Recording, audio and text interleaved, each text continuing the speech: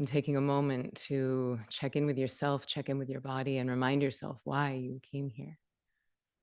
Why did you sign up for something as crazy as something called Magic Maker?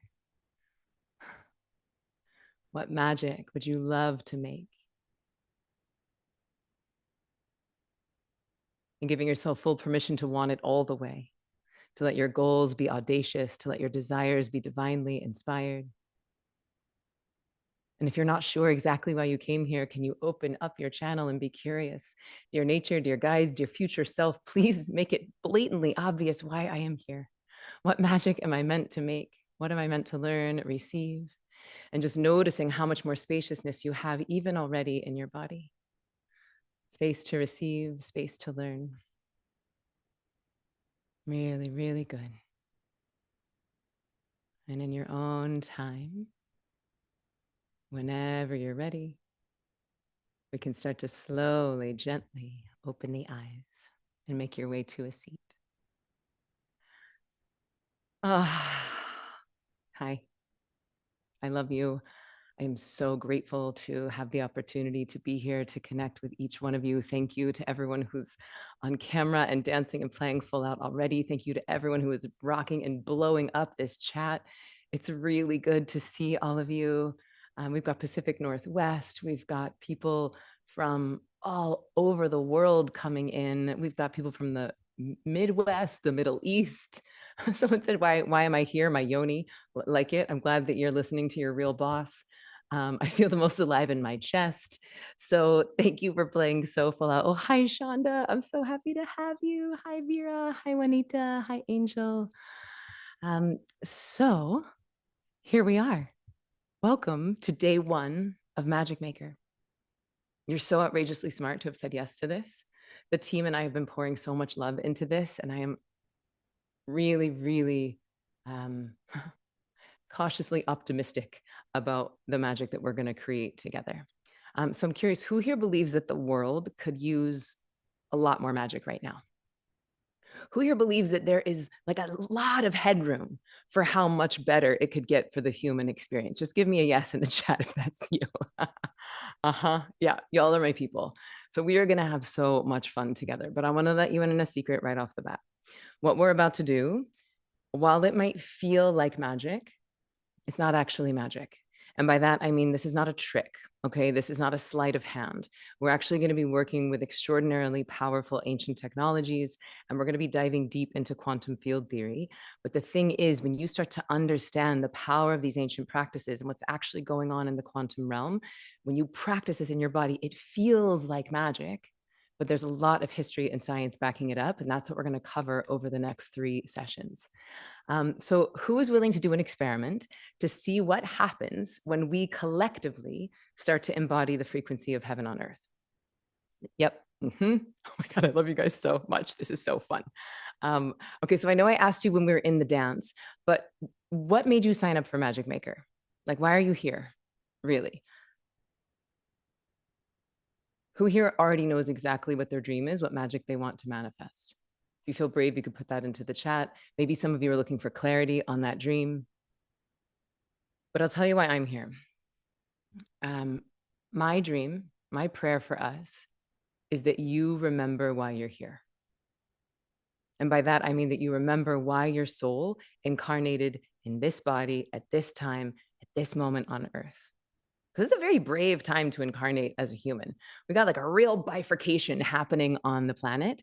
And so my prayer for our time together, and it might be an audacious goal, but no one accused me of not being audacious, is that you actually tune into why your soul came here and that you remember a dream so big, so bold, so brave that it's worthy of fighting for. That you remember your dream that is so big that it is worth facing your fears, that it is worth transcending the version of you that is not yet an energetic match for that dream. A dream so big that turns you on so much that you are willing to face your vices, your excuses, your addictions, and any and old limiting beliefs that are keeping you from being fully receptive to the bigness and the magic of what your soul came here to do. That's my prayer for our time together. I want by the end of our 3 sessions together that dream feels not only possible for you, but inevitable. And the fact that you even showed up here today at all live tells me that you are someone who is willing to do the work, that you are willing to carve out space in your day, prioritize yourself, and that you are willing to invest in whatever it takes to become an energetic match for your big dreams. And the beautiful thing is that it doesn't matter if you're calling in your dream career, or if you're calling in your dream relationship, or your dream job, or a massive dream you have for the species. Whatever it is that you want, here is what I have found to be true. The better you feel, the more magic you attract. And we'll say that again. The better you feel, the more magic you attract. Isn't that very good news? Like, for those of us who are martyrs or who come from a lineage of like overworking, isn't that very refreshing to know that the better you feel, the more magic you attract?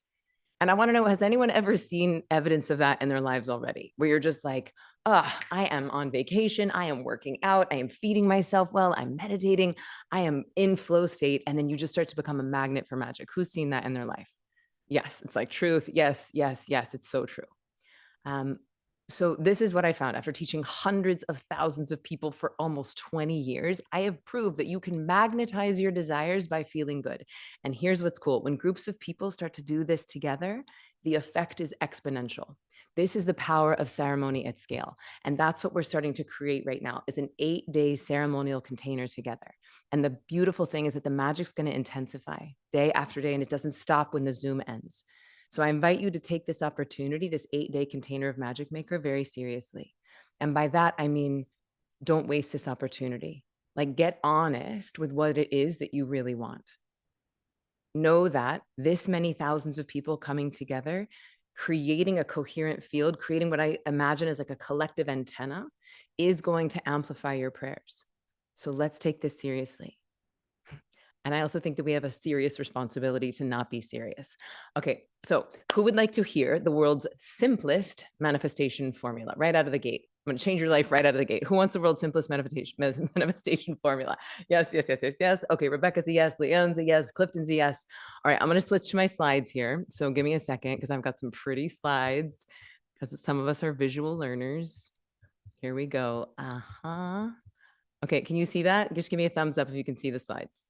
Look good? Okay, thank you, Herb. Thank you, Jeannie. I appreciate it. Okay, so world's simplest manifestation formula that I have ever found is feel good, place the order, feel good.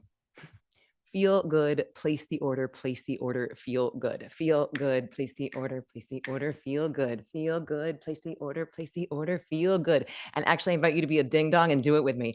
Feel good, place the order, feel good. Feel good, place the order, feel good. Because when you're stressed out next time and you're like, oh my God, I'm freaking out, what do I do? You're going to remember this silly little song in your head. And you're going to be like, feel good, place the order, feel good. Okay. And so by feeling good, I don't mean faking it. I don't mean putting a happy face sticker on top of a gaping wound or unexpressed or unhealed trauma. I mean doing whatever it takes to sustainably and reliably feel good on demand. For a lot of us, it means facing the things that have been keeping us from being an energetic match for our dream. And the thing is that in these intense times, it's really easy to get consumed and overwhelmed by everything that is going on. It's like the news cycles are getting faster and more intense. The rate of change is speeding up. But every single one of you made a choice by showing up here today.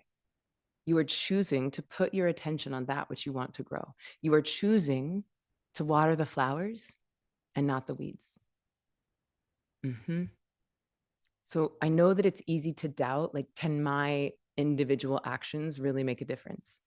What I found is that the answer is a resounding, resounding yes, because your suffering is not helping anyone, but your joy, your bliss, your energy can actually shift reality. And every single time you choose love over fear, every moment you invest in feeling good and staying stuck, instead of staying stuck in stress, shifts the timeline, not just for you, but for everyone in your field. So last night I was playing cards with my son and he was inventing a game, and I won't bore you with the details of it, but basically I was like, buddy, the game that you've invented, it's all down to whatever our last card is. Like, whoever has the best card last is going to win. And so he's like, okay, well, let's check it. So we go to the last card. He would have won. And he's like, well, let's play anyway. He's like, if you know you're going to win, you might as well have a good time. And I was like, hold, please. Like retweet, take a note. If you know you're going to win, you might as well have a good time. From the mouths of babes, my 8-year-old son, if you know you're going to win, you may as well have a good time. Now, that might seem simple, but basically, what I want you to do right now is really get honest with yourself. Like, do you believe in your heart of hearts that the light is going to prevail over the dark?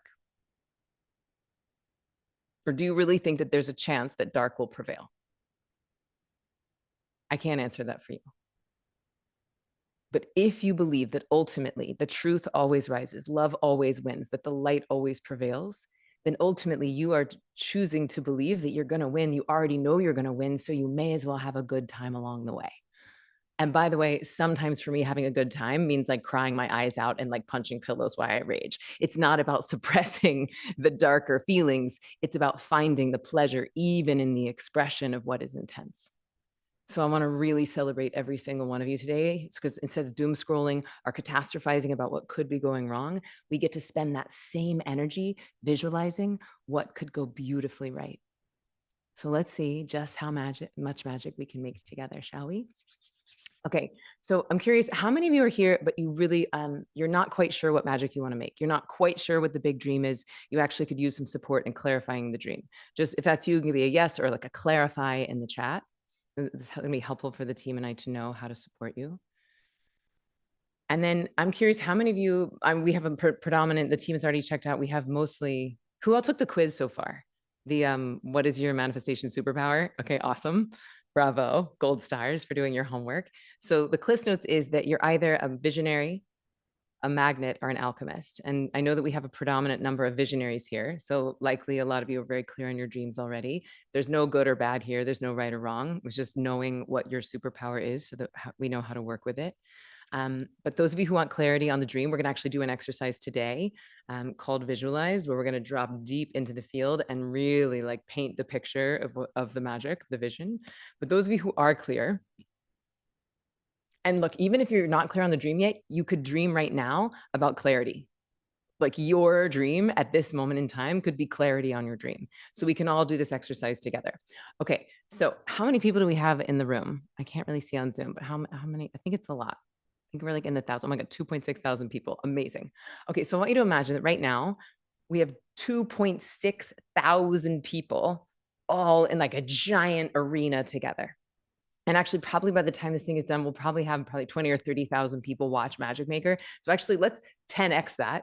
And let's imagine that we're all in a giant stadium together with 30,000 people. And I want you to ask yourself the question, how many of you would love for every single person who watches Magic Maker for their wildest dreams to come true? Just give me a yes in the chat if you would love that. Uh-huh. Okay, so now I want you to imagine this arena filled with 30,000 people. I'm having to like scroll up the thing because there's so many yeses. I want you to imagine that each one of those yeses in the chat is actually a voice in this arena of 30,000 people just being like, yes, yes, we are cheering for your unique dreams. We want your dreams to come true. And I want you to receive that, receive the energy of that you have this many people who are championing not only magic itself, but your unique dream. Mm-hmm. And as we do that, we get to amplify and create this collective antenna. So beautiful, so fun. Okay, later on, I'll tell you about my stadium kink because I'm really into stadiums and I'm really into ceremony at scale. Okay, so now I also know that some of you are here because you are ready to clear the invisible cages that have been keeping you from manifesting all these amazing dreams. I know that a lot of you are ready to create true abundance in the most important areas of your life.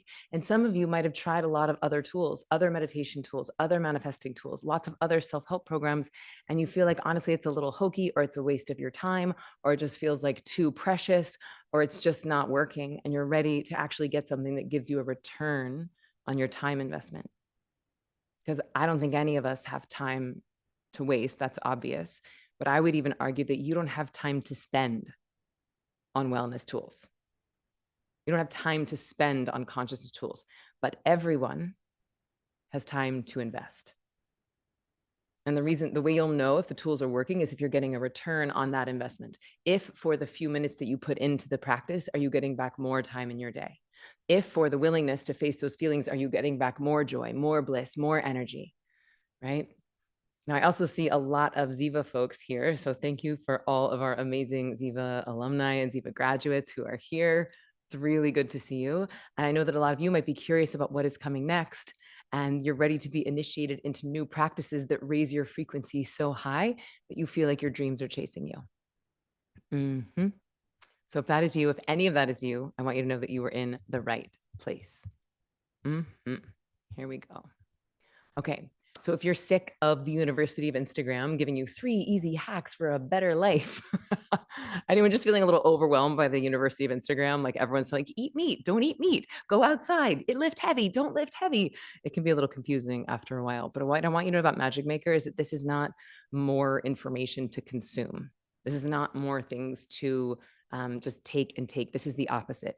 Magic Maker is all about healing your stress at the root and removing the blocks keeping you from your dreams. So what I want us to feel like is that we're all like Michelangelo, removing anything that's not the David. You know, when they asked Michelangelo about the sculpture, they're like, no, I wasn't creating the David. I was just removing the parts of the marble that weren't already him. And I believe that there's a beautiful concept at the core of the Vedas, which is that bliss is our birthright. 24-hour-a-day bliss is our birthright. And that anything keeping us from that is stress. So we get to just like sculptors go in and remove any of the old limiting beliefs, the old traumas, the old stories that are keeping us from being a match from our dreams. Okay, so here we go. I'm feeling very, very excited. Today feels like a big day for me. And if you play full out, if you go all in, this is going to be a big day for you too. My friend Kate the other day was like, people think of their lives as pre-Ziva and post-Ziva. And that is true. And sometimes I get a little nervous at the weight and the responsibility of that. And it's like, you can take the girl out of Broadway, but you can't take the Broadway out of the girl. Like, I really want to do a good job and I want to put on a good show for you guys. And so when I wake up in the morning and I have all this energy in my body, I want to walk you through what I did personally to prepare my energetic field to show up for all of you today. This morning I dropped into meditation, and before you roll your eyes or think like my brain is too crazy or I can't do that, or you think I was just watching like a YouTube video or listening to a guided app, what I was doing, the meditation I was doing, is from a lineage that I was trained in, where I was accessing a verifiable fourth state of consciousness. And even though I had so much excitement and anticipation running through my body, I dropped into this delicious state of bliss. It feels like this supercharged power nap sitting up, but without the sleep hangover. It's like you're just floating on this undulating ocean of bliss. And then I came out. When I was there, I was able to access the quantum field. It's like when you're there, you move beyond the mind, beyond individuality, beyond fear, into the field of infinite potential, into the field of infinite creativity. You access the very source of bliss. And then I came out feeling grounded, ready, connected, powerful. And then I was able to manifest my dream for us today. My dream is a reality where every single one of you gets access to your dream, where we get to drop into coherence with ourselves and each other, and that we get to collectively manifest heaven on earth. And then I danced that dream. Like, you guys should have seen me. I was in my bathroom, like really living my best life. I was doing golden. I was dancing around the room. I actually played this video from Ziva Magic. I was dancing with all my friends. And I was basically like clearing any nervousness, any old limiting beliefs, or I'm not good enough, or I have to perform. And I was becoming an energetic match for today. So thank you for trusting me. Thank you for saying yes to this. Thank you for being brave enough to believe that you are worthy of your dreams. Thank you for being brave enough to keep your heart wide open in a world that can sometimes feel like it's trying to break your magic. Thank you for being willing to try something new. I am so outrageously excited to share how we can all start to manifest heaven on earth. All right, so let's start with an opening prayer. I know we kind of prayed into our bodies, but we're going to actually drop in and open the field. So I invite you to find a seat if you haven't already. I'm going to put on some music.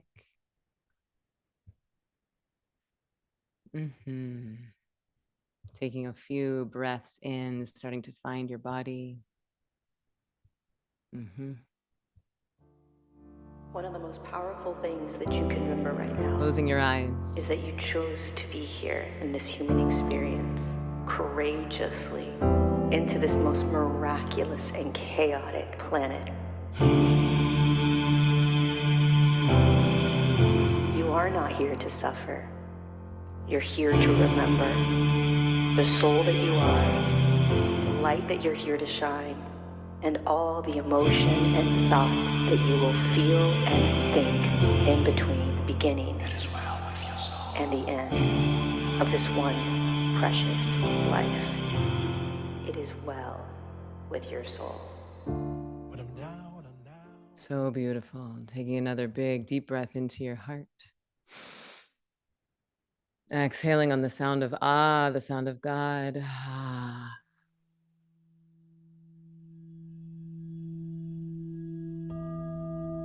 Another breath all the way down into your root. Ah.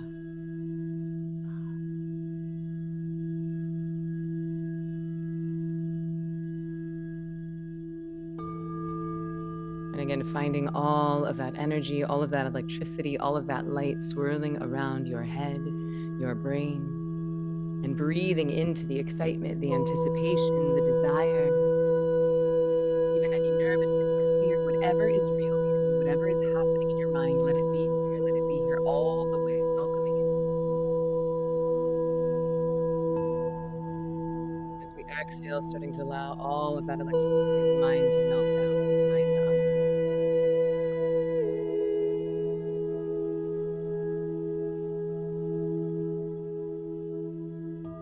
Another breath into your mind.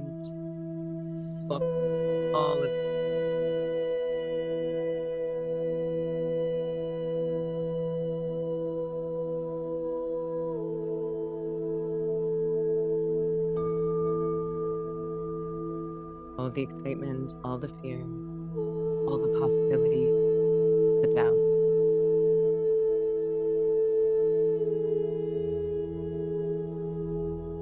Now taking a beautiful big breath into your heart. Exhaling on a hum.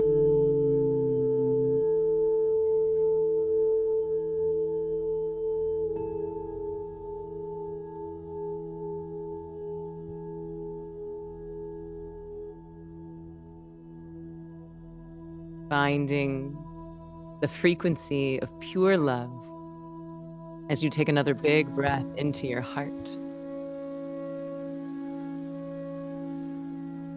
Exhaling on a hum.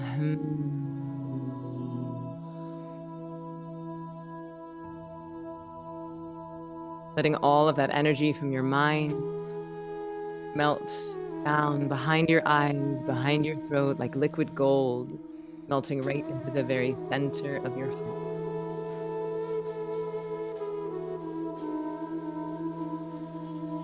Really good. And with this breath in, imagine amplifying the size, frequency, and amplitude of your heart. And as you exhale, letting anything that is not the frequency of pure unconditional love return back into the earth.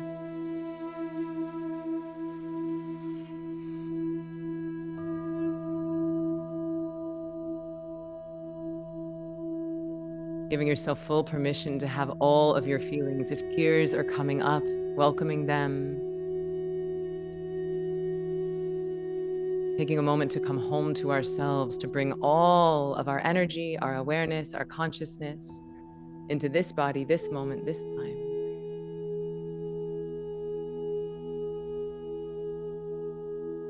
Now allowing our awareness to drop all the way down into our root as we take this final breath into the heart, but allowing that frequency of pure love to start to melt again like liquid gold down through the solar plexus, down through the belly, and melting into your pelvic bowl.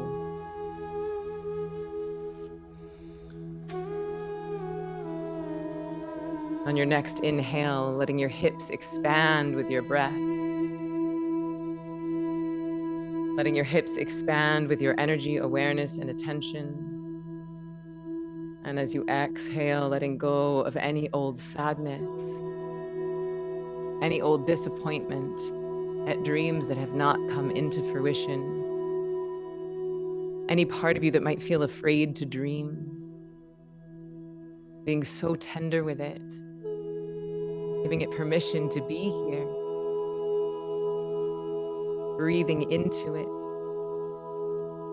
And as we exhale, letting it melt again like liquid gold down through the bottoms of our feet and returning it back to the earth.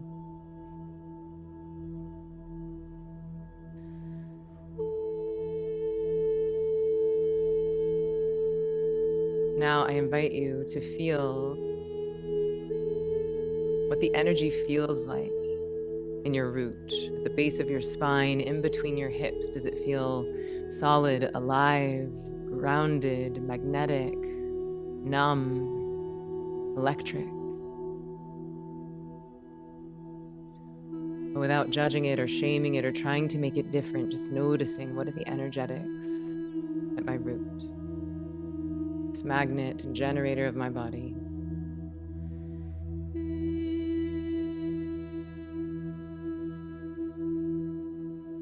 Really good. And starting to connect the energy of your root into the energy of your heart. Letting each breath create a cycle between your heart and your root.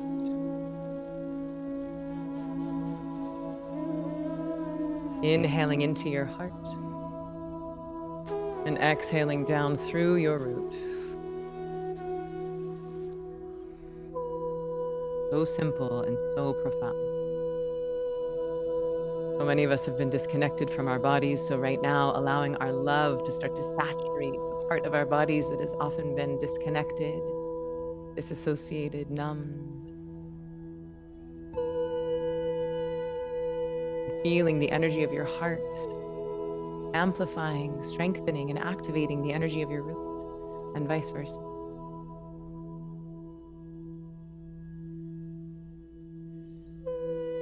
Really, really good. And now, with your next breath, starting to connect the frequency of your heart with the frequency of your head.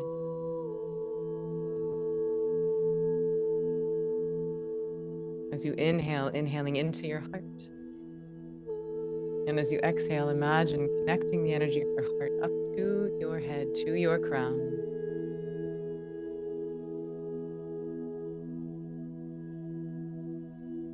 Creating a cycle, an orbit. Letting all of the brilliance of your channel, the brilliance of the light flowing through your crown, letting it come all the way down and be amplified by the love and the safety and the bravery in your heart.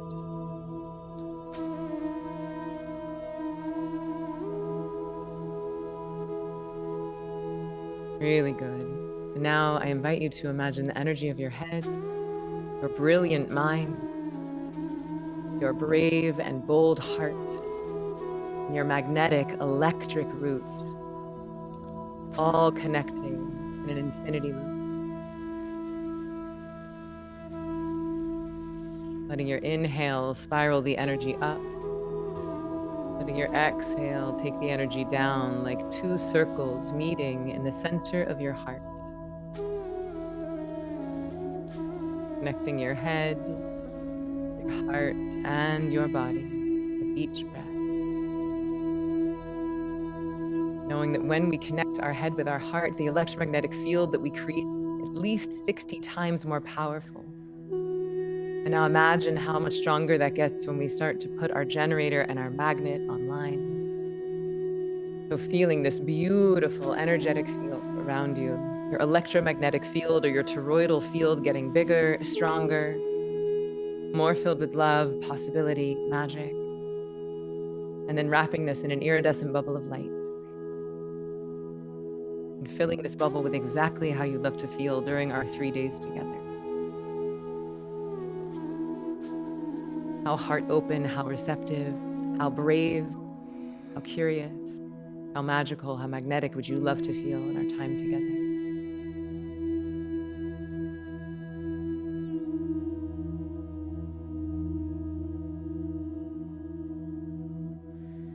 And activating a powerful golden ring of light around every single person who is here and every single person who will join Magic Maker, past, present, and future. so that all of these prayers are safe, amplified, and supported in the seen and the unseen realms. Really, really good.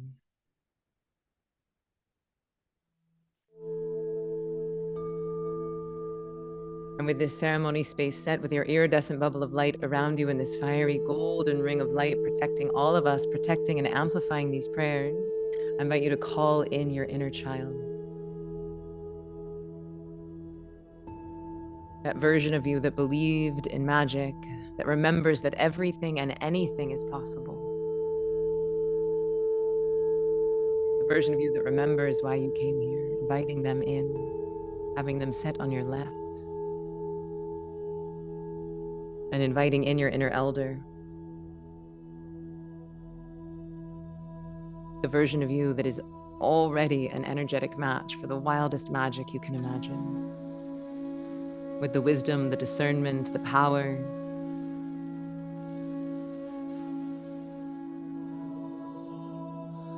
the authenticity.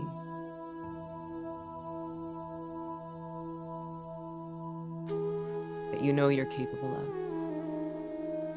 And feeling your inner child on your left, your inner elder on your right. And now calling in your guides in the seen and the unseen realms.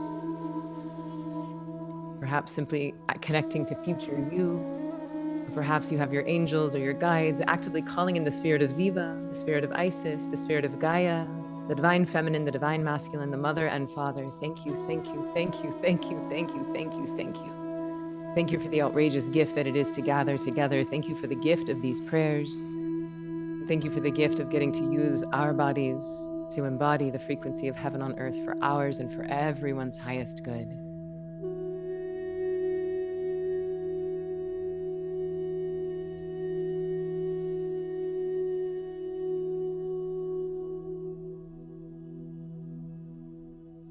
And while we're in this beautiful, coherent field, dropping chords down into the earth, and imagining them creating a beautiful mycelial network of magic, connecting us through the field and through the earth, down through your feet, through your location on the earth, and actually imagine the entire planet lighting up, an electric grid, so that this magic spills far beyond us, that it is nourishing to the planet and to the entire species. And then breathing up that mycelial magic up through your feet into your heart, letting it amplify, and then sending it out through the top of your head. Feeling a laser beam of light connecting you to the cosmos, to creativity itself, to collective intelligence itself. So that you're like a giant tree of life, rooted all the way down into the earth. And with your angel wings spread wide, with your cosmic antenna bright and strong.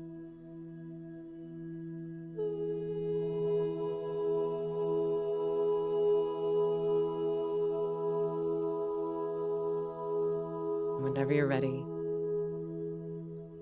just tuning in now. What would I love? What would I love? Even for my time here today, what would I love to receive? What would I love to remember? What would I love? For mine and everyone's highest good. And in your own time, you can start to take a big breath into this body, into this room, into this version of heaven on earth.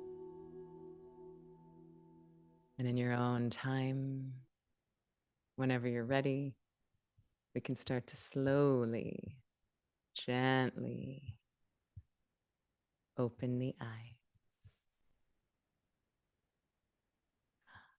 How was that for you? So curious how it felt, what came up, what felt familiar or new. Yeah, Nicole saying it felt phenomenal. A lot of tears coming up, crying, so beautiful, it was peaceful, felt some sadness. Your sadness is welcome here. It felt peaceful, I can't stop smiling. It felt connecting, pure bliss. Yes, do you know that Ziva is a Sanskrit word that means bliss? Felt amazingly relaxing. Yes, crying. So I want you to know that if emotions come up, tears, anger, rage, frustration, numbness, please know that all of you is welcome here. Okay. Any spiritual practice that does not know how to meet you in all of the flavors of humanity, I think is not worth its weight in salt. So that's not a thing. Weight in gold, I think, but not worth its salt. I think that's what I'm looking for. All right. So thank you for going on that beautiful ride with me. That was so fun to pray with you. Does it feel different? Like, do you feel the energetics different in your room? Does your Sometimes when I do that, it's like the lens through which I perceive reality changes. And what I want you to really tune into is this collective coherent antenna that we are making together. So I want to share a few pro tips. Can you see my slide? Just give me a thumbs up if you can see my slides again. Okay, great. Thank you. So I want to share some pro tips of how you're going to get the most out of our 3-part journey together. First one is obvious, but just be here now, right? Like, take that prayer of presence with you into this whole thing. That means close your other tabs, be wildly brave, maybe even put your phone away. And I invite you to play full out. Like, even though we're not live IRL, I want you to watch and listen and interact as if we are. Like, if I ask a question, really listen for the answer, put it in the chat, because the more you pour into this, the more you're going to get out of it. You're also going to, have you seen, you're going to need space to move. We're going to be dancing, especially on day 2. We're going to be moving our body. So make sure you have some space. If you have your workbook, you can print that out. And if not, you could totally just use a journal. And then know that each day is going to build upon the previous day. So I would go ahead and make sure that you have day 2 and 3 in your calendar. We're meeting next Tuesday, July 21st, 1 p.m., and next Thursday, July 23rd at 1 p.m. And on Tuesday, we're going to basically obliterate every excuse you could ever think of to not committing to your dreams. And then on next Thursday, you're going to get a sneak peek of the formula that I love so, so much that's been helping me. And then today, I want to invite you to stick around to the end, because I'm going to give you a homework assignment at the end. And here's a little Cliff's Notes. I did it 2 nights ago, and it's something you're going to do right before sleep. I woke up the next morning. There was a deer right outside of my window, and this deer didn't run away. My window was loud. It was like, "Ah!" And instead of this deer running away, the deer stopped, and we did a 4-minute eye gaze, you guys. 4 minutes eye gazing with the deer. And then she started to walk away, and then she looked back again. Another minute. And then I looked up deer medicine, which is wild. Basically, the deer medicine is all about the effortless action. It's about the action hardly taken, which that's the style of meditation that I teach at Ziva. It's based on something called Nishkam Karma Yoga, which means union attained by action hardly taken. So the fact that the deer was the magic that showed up, just a little teaser of the homework I'm going to give you at the end. Oh, and I do have a pet peeve.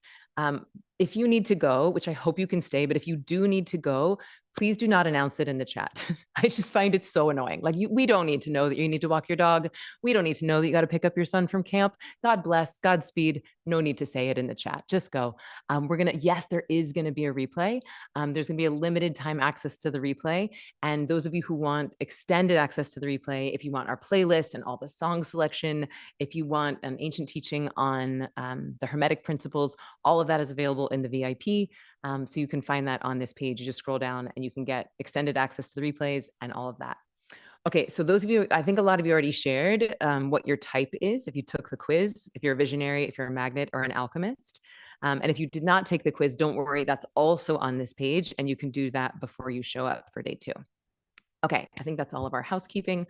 Okay, so speaking of quizzes, I have a pop quiz for you right now. And you can just do this in the chat. I want to know, like, scale of 1 to 10, how stressed do you feel, like, in your body, in your life right now? Now, 10 would be max stressed. 10 is like, uh-oh, I think I'm on the verge of an anxiety attack. And 1 is like, I am lounging in a hammock in Bora Bora. So that's the scale. 10 is super stressed. 1 is not so stressed. Just let me know where you are, like, in your life. Maybe not in this moment, because we just did that beautiful opening prayer, but generally, where do you feel like your stress levels are?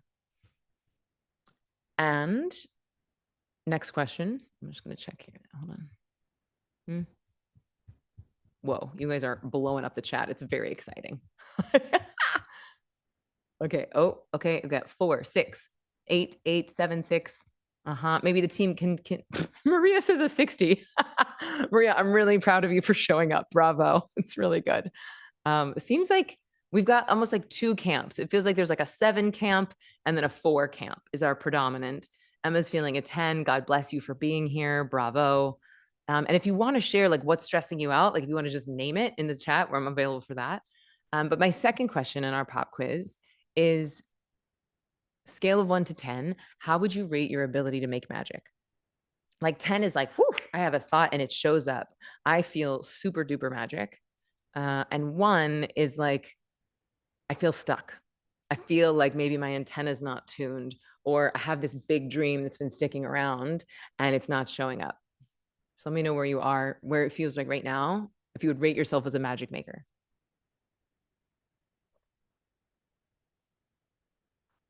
Mm-hmm. Beautiful. And by the way, there's no right or wrong here. Can't get this right or can't get this wrong. It's just honesty. Mm-hmm. Oh, wow. Okay. Mm-hmm. Yep. Feeling stuck in life.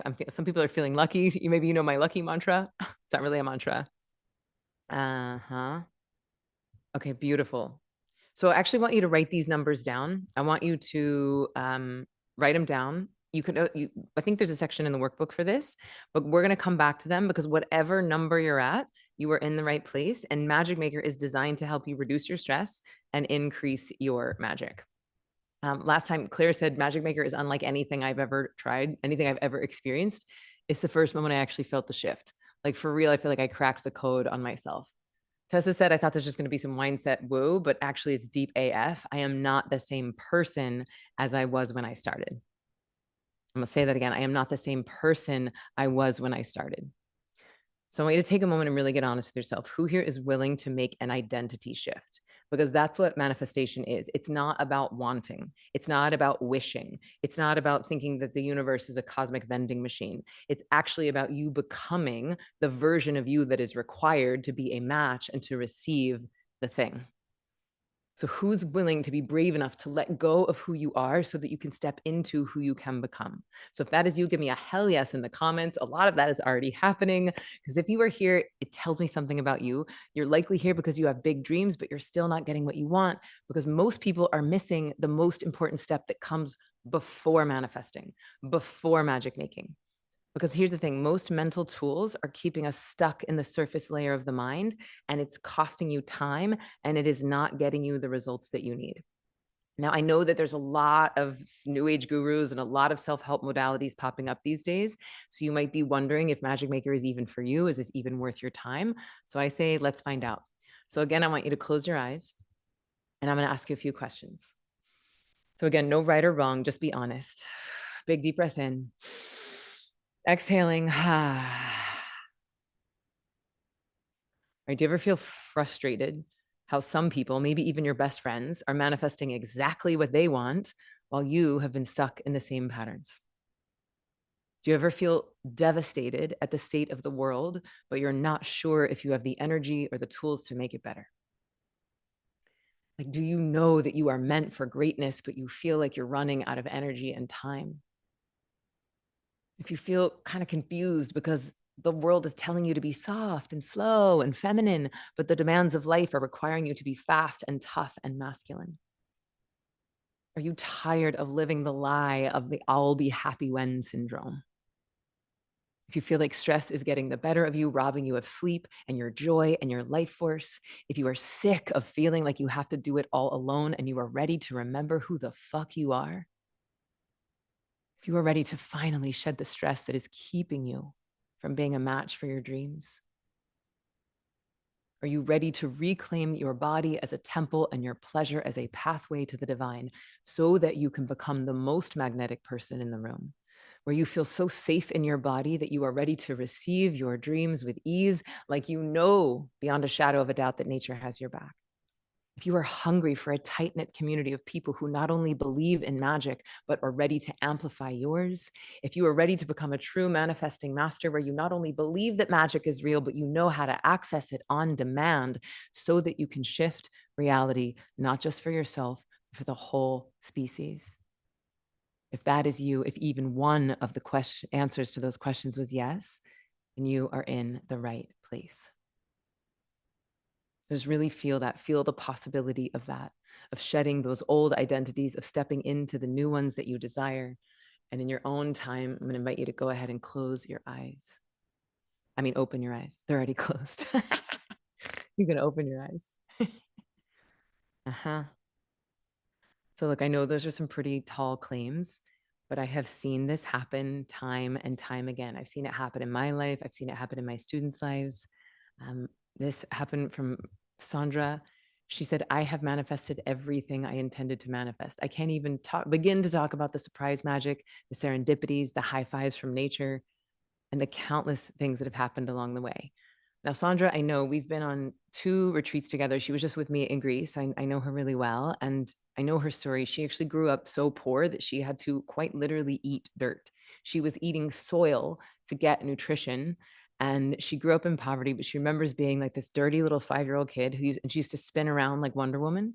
And she had this vision that she would grow up and live in a castle. It makes me want to cry. 4 years ago, her family moved into a legitimate castle. I have seen photos of this thing. There are like, I don't know what those things are called, but like the round things with the towers on it. Like this woman lives in a castle. And she said that these teachings have helped her to embrace who more of who she is and manifest the life of her dreams. But here's where it gets really exciting.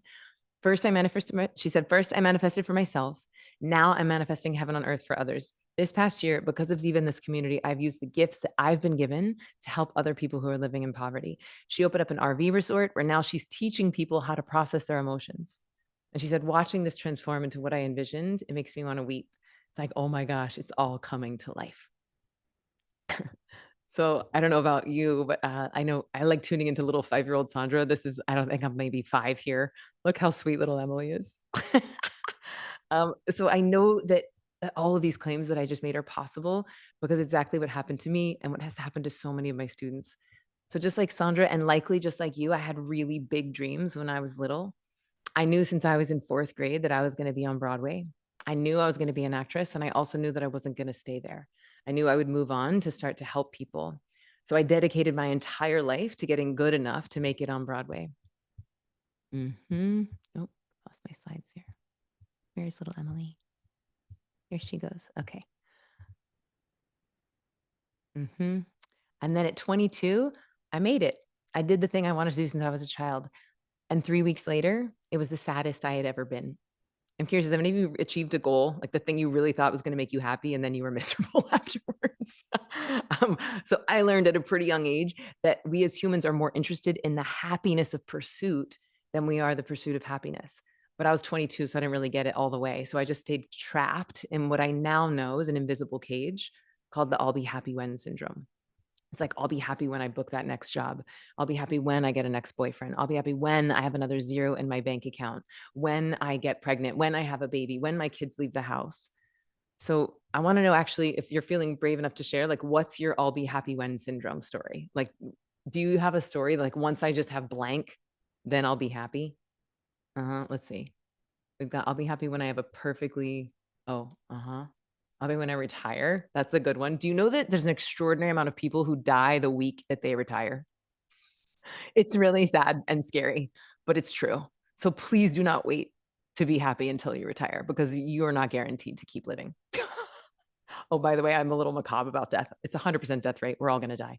I'll be happy when I have $1 million. I'll be happy when I have a man. I'll be happy when I have a home, when I live near the ocean, when I have a boyfriend, when I have 3 more something. I missed it. God, this is so fun. And can you see, like, it's so easy to have compassion for everyone else's I'll be happy when story. But when we're in it, we're like, we really think that like, oh, if I just had this one more zero, like then I'll be happy. Most of us are drowning in it. But I think you know by now, like our bliss only exists in one time and it only exists in one place, and that's here. So I was definitely drowning in this, and my body started keeping the score. I got insomnia. I started going gray at 27 years old, and my body was sending me signals that I kept ignoring. So I did what most high performers do, and I just worked harder. I just pushed through. I just treated rest like a reward that I had not yet earned. And I tried to set more goals. And I kept telling myself, well, next milestone, then I'll relax. Then I'll finally feel good. But none of it worked because I was trying to solve an internal problem with an external solution. I was trying to fill an internal void with external accomplishments. And y'all, no amount of external success can solve an internal problem. So my insomnia got worse. I did not sleep through the night for 18 months. Just really want to feel validated in that suffering. 18 months of not sleeping through the night while I'm doing 8 shows a week on Broadway, going gray at 27, kept getting sick. And honestly, I was sucking at my job. So here I am living my dream, doing the thing I wanted to do since I was a little girl, and I was miserable. And then everything changed. This amazing woman was sitting next to me in the dressing room. She seemed to be tapped into something very special. She had a harder job than I did, but she was nailing it. Like every note this woman sang was a celebration. Every dance she danced was a celebration. Every bite of food this woman ate, she'd be like, oh, this is sensational. And I was like, she's just happy because she's Australian. And then I was like, no, this is real. I was like, what do you know that I don't know? And she said, I meditate. And I was like, oh God, one of you. I was like, no, I don't have time. My mind is too crazy. What a waste of time. So I just kept getting sick. I kept having insomnia. I kept going gray. I staying committed to my excuses until the pain of staying the same inspired me to take action, until the pain inspired me to make a new decision and invest in myself. So finally, she said, look, my teacher's in town. Do you want to come? So I signed up for this course and I went along to this 4-day initiation. And on the first day of the first training, there was this like initiation ceremony. And then I dropped into a completely different state of consciousness than I had ever been in before. And I liked it. Basically, I accessed the quantum field for the very first time on demand, and it changed everything for me. That night, I slept through the night for the first time in 18 months because my nervous system finally let go.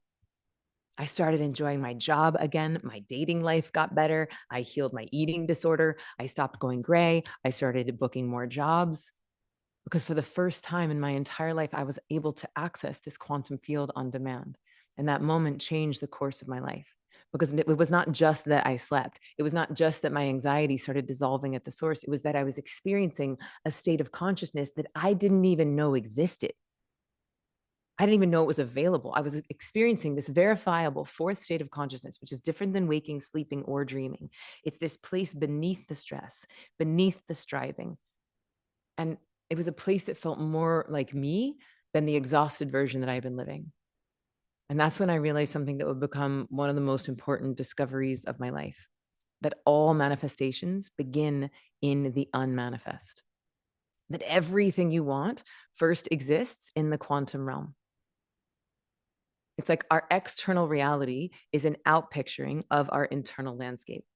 The state of consciousness you're in when you're manifesting determines your success.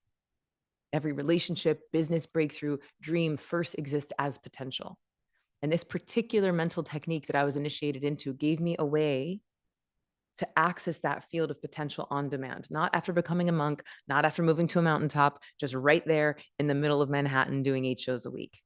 And then it kept getting better. My insomnia disappeared. I stopped getting sick. I started enjoying my life again. And basically, this tool improved my performance in my life so dramatically that I genuinely asked myself the question, why isn't everyone doing this?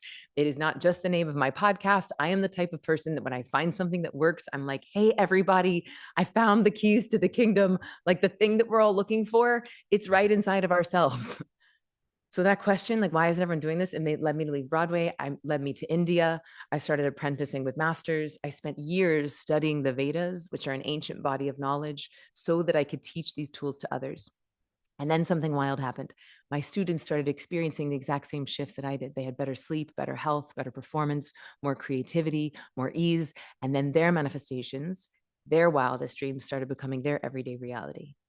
Actually, it's probably a couple months ago now, I was in the airport and this amazing couple comes up to me and they're like, hey, Emily Fletcher. And I was like, yeah. And they're like, hey, we took your course 10 years ago. We were having trouble conceiving and come here, we want to show you. And they had these 3 beautiful children. And that was really fun. It's like a fun part of my job that like, if I go out in the streets of New York City, people are like, hey, I took your course 5 years ago and here's how my life has changed. And then a couple of weeks ago, I was leading this large scale ceremony at a festival in Greece. And this woman comes up to me again in tears. And she was like, Emily, I did the Ziva training a few years ago when I was going through a really hard time. And now I want you to meet my husband. So I look over, you guys, and this actual supermodel of a man is holding a little cherub of a baby. Like, look at this family. So the fact that Ziva played any role in creating this version of heaven on earth, I was just like, yes, queen. So then one of my students at Google had such a profound shift in her life that she invited me to go teach at Google. And that led me to bringing Ziva to Apple and Harvard Business School and lots of fancy pants places. And I basically had the privilege of helping to bring meditation into the mainstream, which I'm really proud of. And at this point, more than 1 million people's lives have been impacted by Ziva. Over 250,000 people have been initiated into a way of accessing the quantum field that now allows them to access what they want. And I love this because I believe that we meditate to get good at life, not to get good at meditation. And I noticed that my life kept getting better and better. It's like as I was accessing the field through meditation, I started manifesting things that I had dreamt about.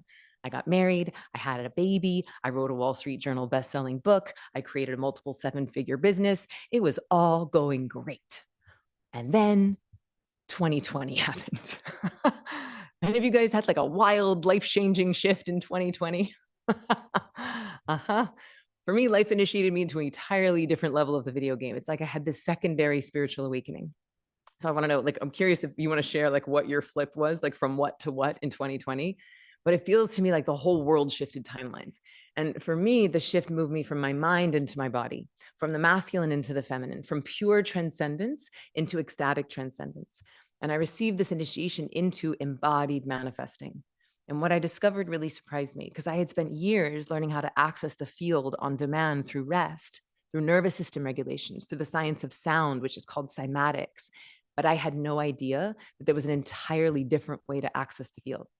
I discovered this new doorway to the field through movement, through somatic dance, through building our life force, ultimately what I call creation energy or pleasure. And I know that the word pleasure might make you feel a little nervous or make you cringe, but I really invite you to be brave and stay with me because pleasure does not have to be explicitly sexual. You can experience pleasure in your first sip of coffee or cacao. Speaking of, I'm going to take my first sip of cacao. Mm. Mm-hmm. Mm-hmm. You can experience pleasure in hearing your kids' laughter, birds outside, having a body. All of it can be pleasurable. And here's the wild part. I realized that if you have safety and the right container, you can even find pleasure in the expression of intense emotions like anger and sadness. Probably some of you felt it just now in that prayer, that the tears were flowing, but it was perhaps a little bit pleasurable. And what I learned is that bliss is any feeling fully felt. And again, Ziva is a Sanskrit word that means bliss. My Burning Man name is Bliss. So I think about bliss a lot. And I used to think that bliss was just this state of transcendence where you're transcending being a human. But what I learned in this secondary initiation is that bliss is any feeling fully felt. When you feel your feelings all the way, it's like you find this little kernel of pleasure in almost anything, even pain. And this is a big part of what we're going to cover on day 2. You're going to get to taste this in your own body, how finding pleasure in the expression of what is real can alchemize the things blocking your dreams into fuel for your dreams.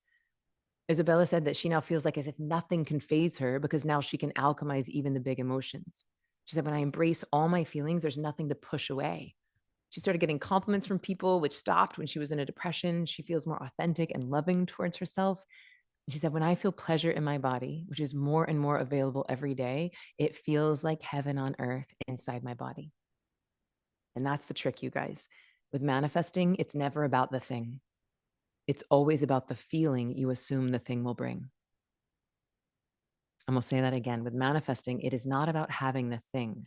It is about the feeling you assume the thing will bring. So if you can create the frequency, the feeling of heaven on earth in your body, then you start to attract those things that are an energetic match for that.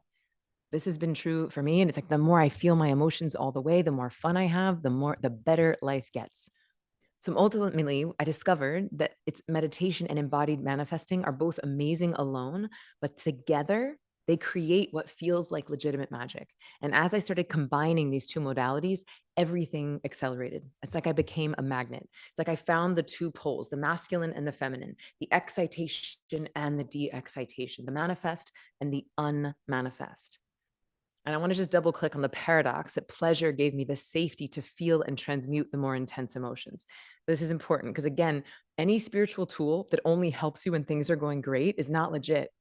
What I'm interested in is how does your spiritual practice meet you when you're on your knees in agony, when you're crawling through the trenches of self-doubt or grief or a death portal? And here's what's wild. When you learn these tools to become unstoppable, you become unstoppable. I started getting these visions that were audacious. Like they were so big that I felt embarrassed to say them out loud. I'm talking about dreams of stadiums filled with people holding a vision for the planet, doing activations at sacred sites around the planet, ceremony at scale, returning the pyramids to their original frequency. And then these opportunities started appearing seemingly out of thin air. It's like dreams that I thought were too big to name out loud started showing up one by one. It's like the life of my wildest imagination started becoming my everyday reality, and it wasn't through force. I mean, yes, I worked, but I wasn't like white knuckling it. It was not through grinding. I was using a very specific formula that helps you to access the field so that you can remember the future, so you can clear your channel and magnetize what you truly want. And that's why we're here. That's why we created Magic Maker, because I want to share this with you, and because I've seen this pattern happen too many times to ignore in my life and my students' life. I have had the honor of sharing this with world leaders, with entrepreneurs, with parents, with people who thought they were bad at meditation, people who didn't believe in manifesting, lots of people who were triggered AF at even saying the word pleasure. I have seen what happens when people learn how to access the field both through meditation and through their bodies. When they learn how to access it through transcendence, which is deep rest, and through ecstasis. I've seen what happens when people stop creating exclusively from the like from the 0.1% of the visible world and start to create from the 99.9% of the knowable universe, which is happening in the unseen realms. And then I know I'm talking about big, wild, audacious dreams, but what's also shifted is that I'm starting to find magic in the mundane. Like this week, I've really just been resting and protecting my frequency to prepare for you today. And I've found magic, some of the most magic, watching my son fish by a lake, looking into the eyes of a dog, watching dragonflies pop across the water. It's like when you feel safe enough to go inside, manifestations start showing up with more ease, more elegance than force could ever produce. And basically, and I want you to write this down, when you access the field, you get access to what you want. When you access the field, you're getting your hands on the control panel of reality. From that state, you start to dissolve the invisible cages of stress that are keeping you from being a match for what you want. And now sharing this has become my big mission, to help people to achieve their dreams. Because I know that when we start to embody this frequency, we can shift the timeline of the planet. So instead of like this dystopian future that so many are afraid of, where AI is going to be running us, I'm interested in a future where we are being guided by divine intelligence, where we are letting our divine intelligence move through our bodies. And this is why we created Magic Maker as a first step towards that reality. Now, before we go any further, I want to just acknowledge that what I'm saying sounds, I know, really amazing. And you might be thinking like, sure, Emily, yeah, I want to manifest my dreams, but I would love to be a bridge between heaven and earth. But I've tried that and it doesn't work for me. Like, yeah, manifestation, sure, when I'm not so busy taking care of my mom and my son and my dog and my job. I know that you've likely not been passive about your dreams. And it's possible that you've already tried a lot of flavors of personal development. And I know that the University of Instagram is going to tell you to get sunlight and journal and do the affirmations and do breath work and cold plunge and don't forget about your protein and take your supplements. And oh, yeah, you got to go to therapy and do some plant medicine. And it honestly is just exhausting, like just saying all of that. And I want to be really clear. None of that is wrong. Okay, it prepared you for this. But how many people do you know who are running themselves ragged, trying to keep up with the latest wellness trends and don't seem to be making any progress? They're doing more, but they're ultimately not manifesting their dreams. They are not lit from within. It's not someone that really you want to take advice from.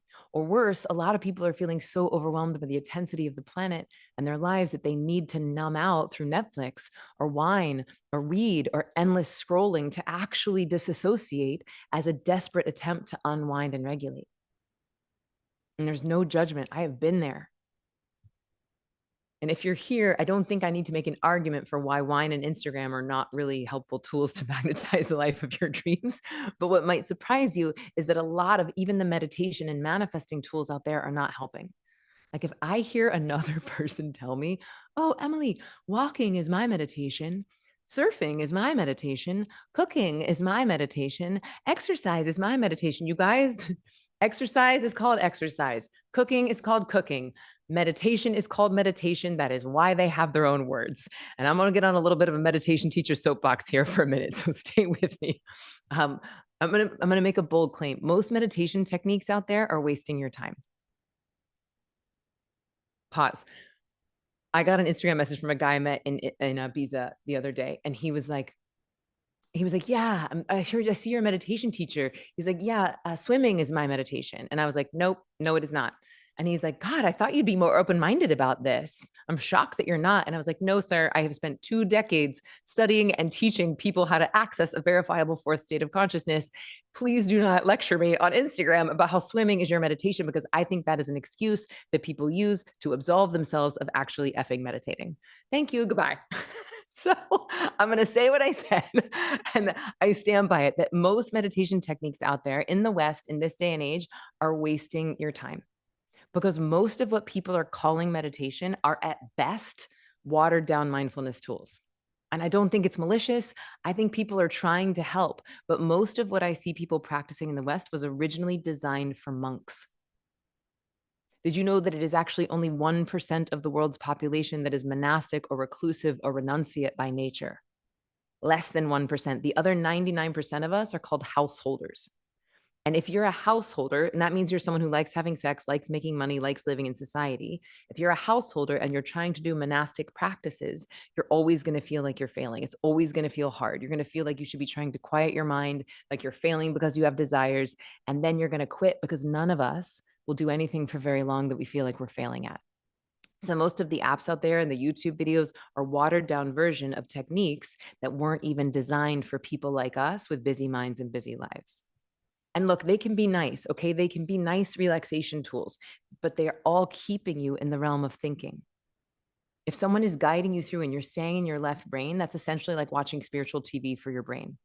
And a lot of the apps out there have turned into glorified bedtime stories read by celebrities. And yes, I would love for Matthew McConaughey to read me a bedtime story too, but I'm not going to call that meditation. Told you I was going to get on a soapbox. Okay. So look, this stuff might help you to relax. And yes, it's better than a shot of tequila, but most of these tools out there are like drinking a glass of water when you could be diving into the ocean of bliss, where you could be dissolving into the quantum realm that holds the keys to your desires. And most other techniques are trying to get you to clear your mind, which is impossible. Y'all, the mind thinks involuntarily, just like the heart beats involuntarily. So if you've ever felt like a meditation failure before, I want you to know that you're in the right place. You're not a failure. Your mind thinks involuntarily, just like the heart beats involuntarily. So trying to give your brain a command to shut up is as impactful as trying to give your heart a command to stop beating. It does not work. Try it. Count of 3. Try and get your heart to stop. 1, 2, 3. Please, no one die. It's impossible. Involuntary action. Also involuntary action. Okay, I'm going to talk about how this shifts in a moment. It's like most people think that if I can stop my mind from thinking, then I'll experience bliss.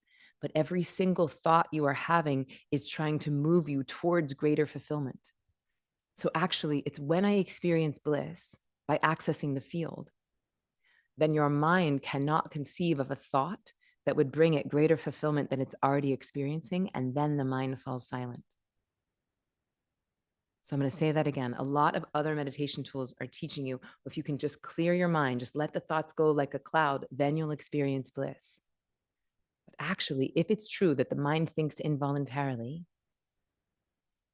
then what we do is that we give the brain and body access to a state of consciousness where it is experiencing so much bliss that it can't even conceive of a thought that would bring it greater fulfillment than it's already experiencing. And then the mind falls silent. And when you access that bliss and that deep rest, you give your body and brain a full hardware upgrade. When you give your body this deep rest, you start to de-excite the nervous system. When you de-excite something, you create order. And when you create order in your body, then the lifetime of stress that we've all been accumulating in our cells and in our body, that starts to come up and out. So I know this is a little complex and very different from other styles of meditation. So thank you for listening. Thank you for staying with me. What I'm saying right now is that what we do, instead of trying to clear the mind, which always makes people feel like they're failing, is that we access the quantum field, which delivers so much bliss that the mind actually innocently and spontaneously falls silent. And when you access this state, you're also giving your body rest that is 5 times deeper than sleep. And that deep rest and de excitation creates order in your body. The order in your body allows the lifetime of accumulated stresses to come up and out, which basically makes space for more consciousness. It makes space for more bliss to fill up your body. It's like, to switch metaphors here, you're defragging your brain computer. It's like you're giving yourself an entirely new hardware system, because no amount of new software is going to work if you're running the software on an old stressed out computer from 20 years ago. Like, imagine trying to run like the latest Apple operating system on like a PC from 2002. It doesn't work. And this is what a lot of us are trying to do. We're getting access to very advanced spiritual practices, especially with AI. Like, there's no lack of knowledge available, but most of our nervous systems are hanging on by a thread. We don't have yet the bandwidth to hold the level and the current and the electricity that is available when we start to do stuff like ayahuasca and breath work and ketamine and cold plunges and medicine ceremonies. It's like they're all really amazing tools. But if your body and your brain is not ready, things can get intense. So here's what none of the other tools have given you: a self-sufficient, repeatable way to access the quantum field on demand in a way that not only clears the blocks to your dreams, but also in a way that allows the dreams to feel safe and pleasurable in your body. There is nothing out there that goes this deep into quantum meditation and embodied manifesting, which are really two sides of the same coin. Trust me on this, I have looked for the last 2 decades. And this is where most people get frustrated and feel like it's them that's a problem. It's like most meditation apps are just skimming the surface. And yes, mindfulness can keep you in the present moment, which is genuinely useful, but it's still just the mind observing the mind. It doesn't take you beneath the thought. It doesn't take you into the field. And again, things like breathwork and plant medicine can open the door, but without the right preparation and nervous system regulation, your body is not prepared to hold the energy that comes through, and it can create more chaos and clarity. It's like it just blows the whole door off. Seen it happen. So what I want for you is a repeatable, reliable, self-sufficient, on-demand access to the quantum field. Access to the state of consciousness where the actual roots of what's blocking you can be dissolved, not managed, not processed, but dissolved. So what if I told you that basically with a snap of a finger, you could actually feel really good, and not just today, but every day, and where you could live a life where you actually get what you want? Like Samantha said, the magic began the moment I decided to commit, right? I decided to commit. Before I felt uptight, now I'm receptive and surrendering to nature's divine knowledge. Joining this community has been a wonderful surprise, and the changes in my life are undeniable. I found a new job to apply for, and I landed an interview today. Heidi got out of pain. She doubled her income. She feels supported now. And I'm sharing all these stories with you not to be salesy, because I'm actually not going to be selling you guys anything during any of these 3 things, but I'm going to keep sharing these stories because it's very challenging. I have a very big job ahead of me right now, because my job is to help you see the unseen. My job is to help you get over your internal fear, your internal self-doubt, and all of the conditioning and programming that we've been swimming in for thousands of years that has been designed to disconnect us from our magic. So I'm going to keep sharing stories of things that have shifted in the visible realm so that you believe in the power of the unseen realm. Sophia, who's one of my very first students, she said within 2 weeks, she got 4 new clients, 12K in revenue, and her book is coming out. So, okay, we've covered a lot already. We're going to dive a layer deeper. We're going to go deep into the quantum realm, and y'all are doing amazing. Just who wants to share like a few of your favorite moments so far, a few of your favorite ahas? We'll take a moment to digest, and then who would like to do a little 30-second dance break just to like get back in our bodies? Okay, here we go. I'm going to put on a little music.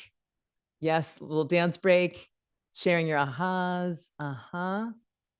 Yep. Yay. Okay, this is so fun. This is courageous and much needed mission you're on. So inspiring, a lot of truth. Mm. Yes. So beautiful. These are so fun to see everyone experiences all of your ahas. People are ready for a dance break. Yes, feel good. Place the order. All right, here we go. I'm going to stop sharing. DJ Bliss is coming out. How many of you have met DJ Bliss? It's my alter ego here. Okay. All right, so let's stand up, take a big deep breath in.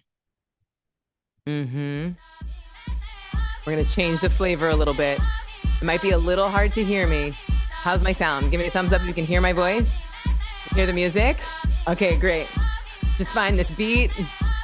Maybe shaking out any part of you that is feeling a little stuck. Making some more space. Moving your spine.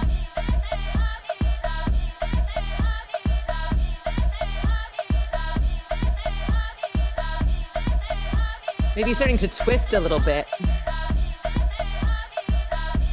Creating some rotation in your body.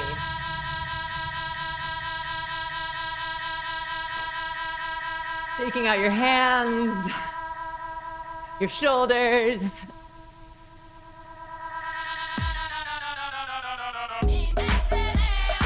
And then letting your hips get in on the party. Yeah, breathing down into your roots, starting to move your hips. So good. Yes, Marbury. Yes, Shonda. Yes, Herb. Get it, Laura.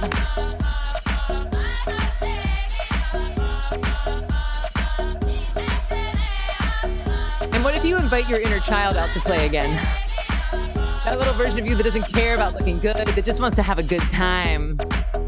Letting your breath soften and deepen, letting it get wild.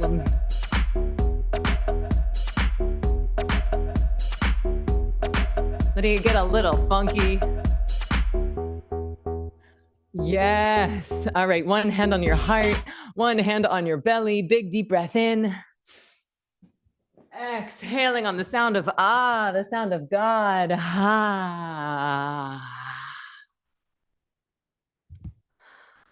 Another big deep breath in. Exhaling on a hum. Knowing that humming is a really fast way to regulate your nervous system.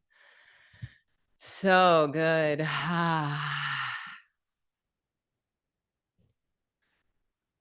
And then just letting me know, actually saying out loud, how do you feel? Letting your cells feel and hear how you feel. And then let us know in your chat, how are you feeling now? It's that simple, you guys. Sometimes it can be that simple. Feel good, place the order. 30 seconds of a dance can just change your whole day. Yep. Alive, buzzing, glorious, sparkly, energetic, awake. I love it. And yes, it's the song. Yes, it's the dance, but it's also the power of this beautiful community. And also, I'm seeing in the chat above that people are like very understandably being like, wait, I facilitate medicine retreats and people have amazing healings of them. So do I. I do ice baths, I do breath work, I do other styles of things. So please know that everything I'm saying, it's not meant to be dismissive or disrespectful. If you have tools that are working in your life and you are loving them, then yes, please keep them.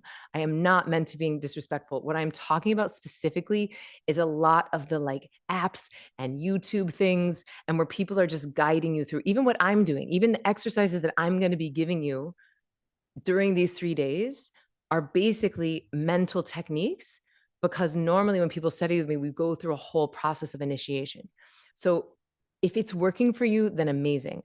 But I just want you to be able to make an educated decision, knowing that for a lot of us, there's many, many layers deeper to go down the well. Okay, so just checking in how everyone's feeling.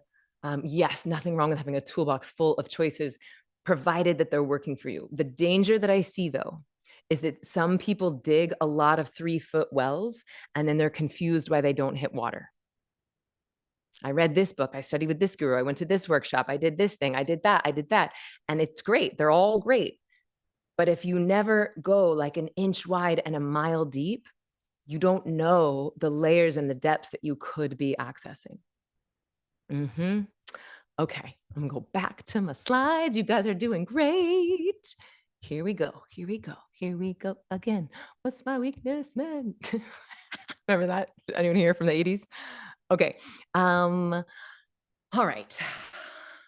I do think it's nice, just clears the channel so we can make space for a little bit more magic. So if it is true that in order to access what you want, like Samantha and Heidi and Sophia and Sandra and so many others, so if it's true that we need to access the field, who would like to know what exactly is the field? Now, you might have heard people talk about it as the quantum realm, source code, the spirit realms. I call it the unmanifest. So yeah, okay, great. You guys are down for this. So according to modern science, quantum field theory suggests that empty space is not empty. Okay, what we call nothing is actually a sea of fields, always present, always capable of producing something out of what looks like emptiness. And the thing is, you're not separate from the field. Every single particle in your body is a ripple in a field that extends everywhere. And at the level of the fields, there's no hard boundary between you and not you. And that's not mysticism, that's just what an electron field looks like. It's like reality is not made of solid things, it's made of relationships and probabilities that become definite through interaction, through observation. Now, what the Vedas would say, and again, the Vedas are an ancient body of knowledge, cognized, it's basically a human interpretation of natural law. It's not a dogma, it's not a doctrine. But according to the Vedas, the foundational concept there is that there's only one thing and we're all it. And that one thing is consciousness. And the analogy that I love is that we're all these different waves on this giant ocean of consciousness. And what we do at Ziva is that we take that wave of individuality and we use a mantra or a primordial sound that allows that wave to connect with the ocean of totality. It's like the quantum field is the deeper layer of reality that physicists have confirmed exists beneath the solid world that we see. It's a field of pure potential. It's present everywhere, out of which particles, matter, and form continuously arise. And it's not that physics has proven that thoughts move particles. That's not it. But the actual science tells us that empty space and solid matter are illusions at scale. So here's a very oversimplified metaphor. If the window through which you see the world is dirty, then the world appears dirty. But if you clean the glass, it changes the way you see reality. Now, the same is true for your state of consciousness, except it's not just the perception of reality, it's actually the creation of it. So in the lineage I was trained in, the way that we access the field is by accessing, again, this verifiable fourth state of consciousness. It's different than waking, which is what we're all in now. Hopefully I've not bored you to sleep yet. It's different than sleeping, and it's different than dreaming. So in Sanskrit, we call this fourth state Turiya, or the fourth. And in that state of consciousness, not only is your body getting rest, it's 5 times deeper than sleep, not only are you creating coherence between the right and left hemispheres of your brain, not only are you strengthening your corpus callosum, which is the bridge between the 2 hemispheres of the brain, but you're also accessing the field of infinite potential, the field of magic, the field of collective intelligence. And what most people don't understand is that this invisible realm, this quantum field, makes up 99.9% of the knowable universe. This means that there's so much more in the unmanifest than there is in the manifest. And most of us as humans are walking around completely blind to this fact. Most of us have never even been trained that it exists, much less trained how to access it. All the while, people who have access to the other 99% are able to bend reality and shift timelines in a way that looks and feels like magic to the outside eye. But what they're really doing is tuning their own electromagnetic field to work with the quantum field in a way that they create the reality they desire. And not to get too scary, but there are plenty of people using this for the dark.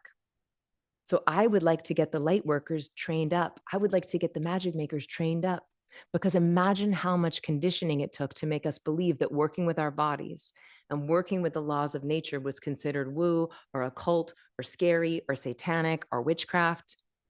It's like this work gets shut down and shamed and dismissed. And the very forces that are doing that conditioning most certainly have access to this knowledge and are using it.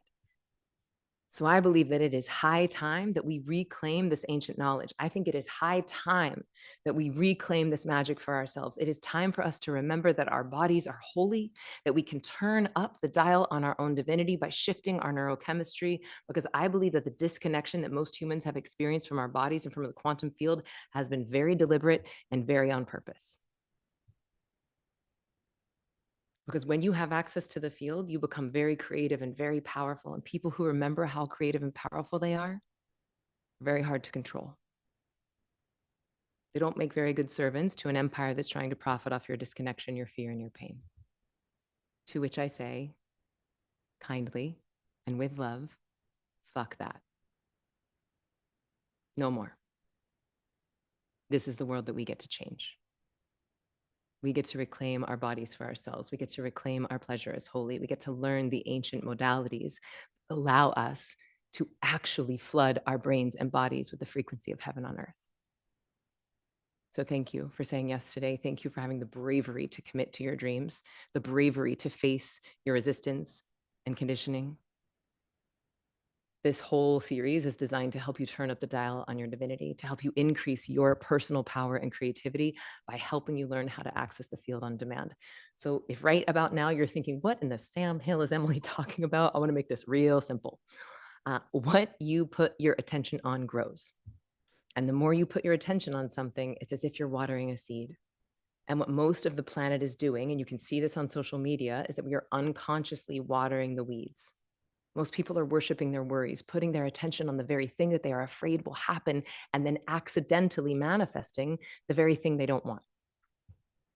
So I'm going to ask you a question, and I want you to be real honest. How many hours do you think you spent just yesterday thinking about all of the shit going on in your life, all of your problems?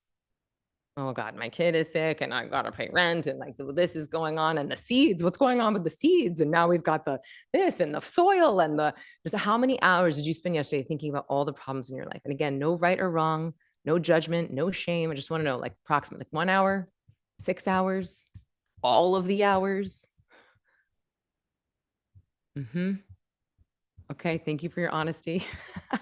So what if you could spend just a few minutes a day watering the flowers?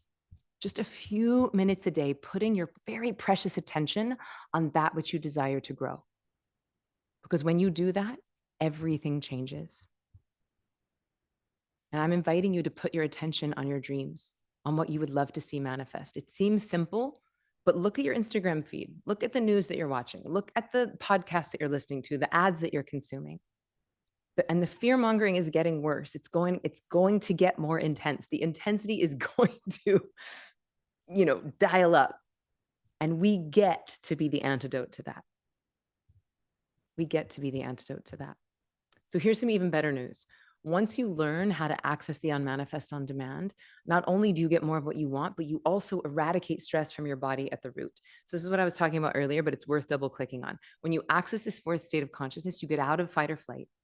That deep rest de-excites your nervous system. So again, the lifetime of accumulated stresses from your body start to come up and out. It's like this, just like the stress compounds over time, the health benefits also start to compound over time. So the magic of meditation compounds. It's like the more you do it, the more magic your life becomes. Your brain actually gets addicted to bliss chemistry the same way it would cocaine or sugar or any other thing. But with bliss chemistry, it's not really an addiction because it's constructive and it's helping your brain. But you do start making more of it so that you can still feel high. And here's why that impacts your ability to manifest. Because your nervous system does not just respond to your reality, it creates it. So when you're in fight or flight, you guys have probably heard this, your body floods with cortisol and adrenaline, which is great if you're running from a tiger. It's not great for attracting your soulmate or your dream job. It's like those stress chemicals literally shrink the parts of your brain that are responsible for creativity and imagination, and your creativity is required for manifesting. So your thoughts create an electrical signal in the brain. Your emotions create a magnetic one in the body. Okay, so we're seeing here this whole electromagnetic field. So together, you're making this toroidal field or an electromagnetic field. And this determines not only your overall magnetism, but what you're magnetizing. So probably a lot of you know the game changer. Your heart's magnetic field is 60 times stronger than your brain's. And the HeartMath Institute has proven that when you get your head and heart into coherence, your magnetism is increased. No one studied this officially. I mean, I have anecdotally, but I don't have any scientific studies yet. But imagine what happens when you get your head, your heart, and your hoo-ha all into coherence with each other and pointed toward your dreams. And by the way, when I say hoo-ha, I mean both the anatomy of your root. I mean, yes, your sex organs, but also the energetic field around it. Just like when I say heart, I don't just mean the organ, I mean the entire field around it. When I'm talking about hoo-ha, I mean the generator and the magnet of your body. So when we can get all three in coherence and pointed towards the dream, it feels like magic. And I just wonder, why isn't everyone doing this? Okay, last bit of neuroscience. At any given moment, there are millions of potential inputs available to your brain, but none of us can compute all millions of inputs simultaneously. So the brain has to have a filter. And that filter is called the reticular activating system, or the RAS. And now when you are stressed, that filter has to scan for danger, because your body's job is to keep you alive, not sit. Yeah, the body's job is to keep you safe, right? And when you feel good, then you can start to train that reticular activating system to look for all the synchronicities and aligned opportunities and signs that your dream is already on its way. So it's not just about accessing the field. Because we live in an observer dependent universe, it is about how your field, your electromagnetic field, your consciousness is interacting with the quantum field. Human consciousness does not just observe reality. It selects which reality manifests. And we'll say that again. You might want to write this one down. Human consciousness does not just observe reality.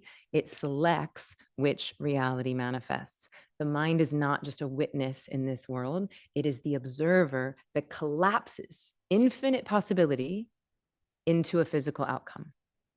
So physicists prove this in the lab with something called the double slit experiment. You've probably heard of the double slit experiment before. This is where particles that are not being watched, they behave like waves. They're moving through infinite possibilities at once, a field of pure potential. But the moment someone observes them, they collapse into one single solid outcome. So when you're stressed, okay, this electromagnetic field gets smaller. And when you're in bliss, it gets bigger. So it's like the stressed frequency feels like fear and doubt and contraction. And this is where you have 1,000 different signals canceling each other out every second. It's like, yes, you might have a desire, but there's also fear. The longing is there, but so is the lack of deserving. And the trick is that with manifesting, nature doesn't give you what you want. It gives you who you are. Manifesting is not a vending machine, it's a mirror. So when you're in a state of coherence, when you're in bliss, when your nervous system is saturated with pleasure, when you're clear on your dream, then you create a dominant signal that from your electromagnetic field that the quantum field cannot ignore. It's like when you're in bliss, your electromagnetic field literally gets bigger. You're creating a bigger event horizon, and your field is broadcasting a clearer signal of what you want. So here's the Cliff's Notes here. Your feelings are not just internal experiences. They are electromagnetic commands broadcasting to the quantum field. So if you're simultaneously broadcasting, I want to manifest more money, and your body's broadcasting, I'm afraid money and power is going to corrupt me, then you've got two different signals. If you want to call in love, but your body doesn't believe that love is safe, you're confusing nature. So who here would like the antidote? Just give me a little yes in the comments if you would like the antidote. I'm just going to check in with this. Yep. Okay. People are like, yep. Yes, we create our reality. Okay. God bless. Dawn is like, my reticular activating system has been on high alert for most of my life, but I am here for the shift. It's my turn. Yes, Dawn, that reclamation, that claiming energy is it. Like I feel the decision in that. Beautiful. So good. Yes, we create our reality. Thank you, Nicole. Yes, Dawn. Nicole's like, did someone write that down? Oh, Schrodinger's other cat. So yes, the double slit experiment is there's a book called Schrodinger's cat and a study. Yeah, really good. And a lot of these quotes are also in the workbook.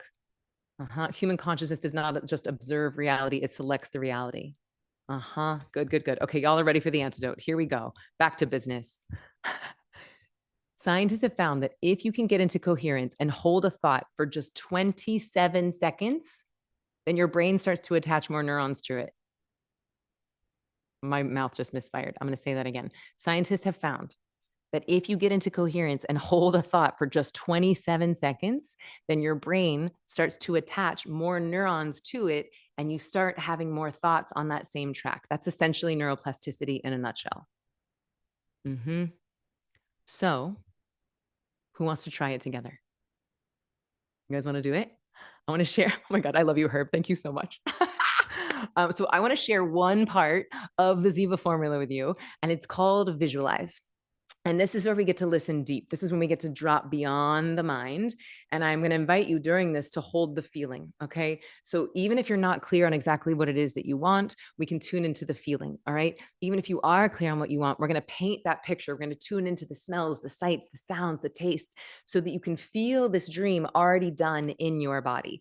And this is a really important part. And the thing I want to say is that some people are active manifestors and some people are receptive manifestors. This is separate from the Magnet, the Alchemist, and the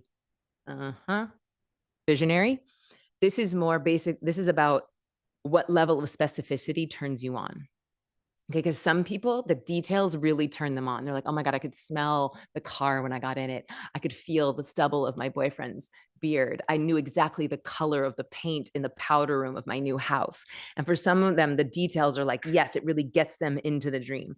Some people are like, I have no idea what my dream house looks like. I just know what it feels like.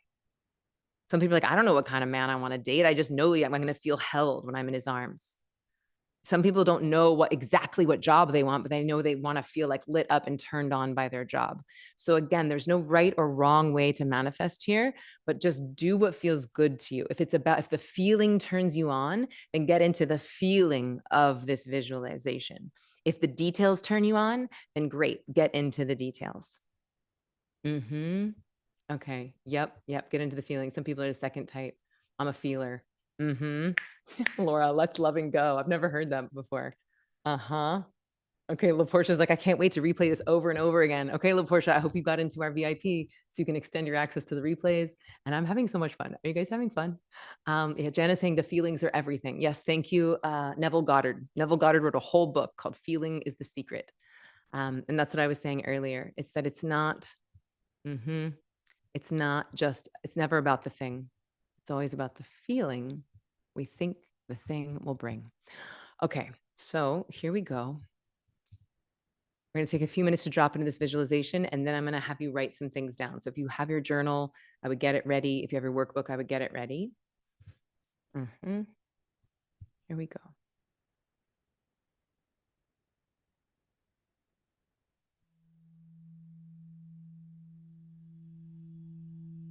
I'm going to take the music down a little bit so you guys can hear me.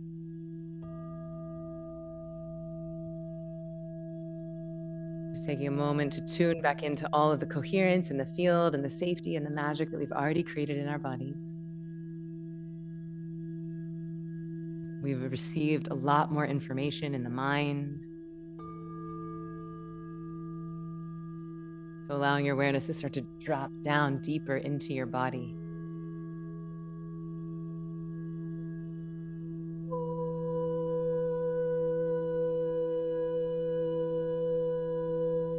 Tuning back into that iridescent bubble of light, that golden ring of light, feeling the safety, and tuning into everything that you are already grateful for in your life. Like if I were to put $100 million in your bank account right now, what would you not change about your life? What do you love about your house? What do you love about your family? What's your favorite piece of clothing, your favorite meal? Really tuning into everything you already have to give thanks for.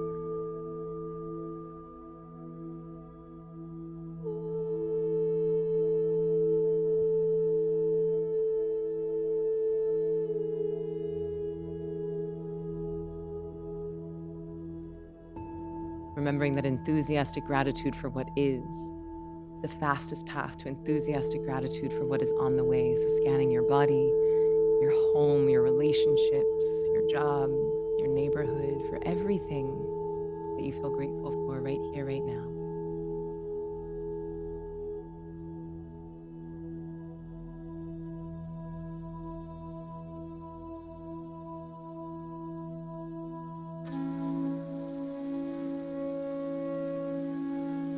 Letting every single cell in your body flood with gratitude. Remembering that all of your needs are already met that you truly are already abundant.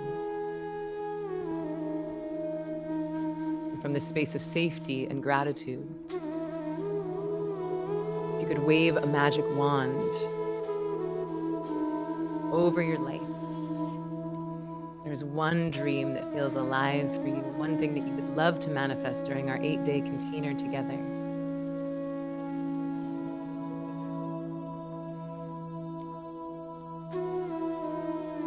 What would you love?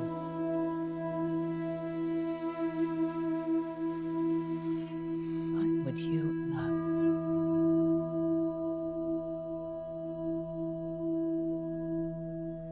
I'm just getting curious,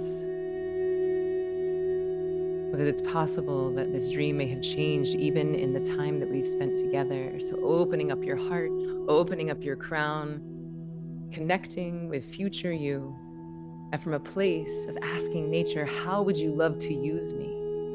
All of the gifts that you've given me, how may I best be of service to myself, my family, my lineage, the planet?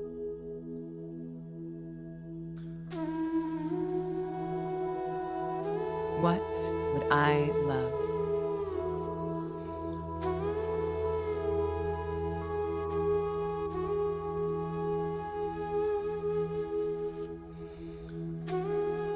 And as you start to feel, see, taste, smell this image, as one snapshot of reality starts to come into mind, you can always manifest later another vision, but just choosing one thing, one dream that you would love to put your attention on during our 3 days together.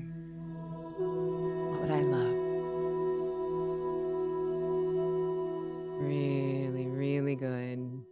Starting to feel that thing, starting to see it, as if you can access that moment in time, as if you can fast forward on your timeline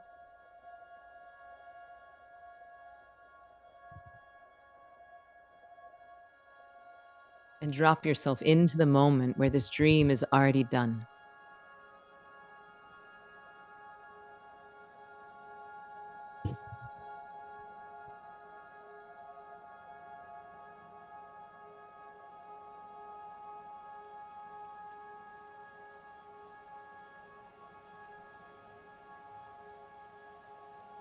Allowing you and future you to merge, to connect.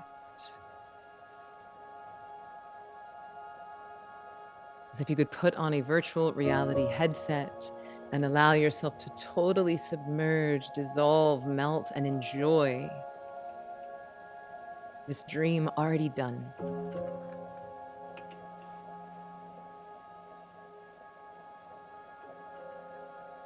And taking a look around and noticing the most beautiful thing you can see.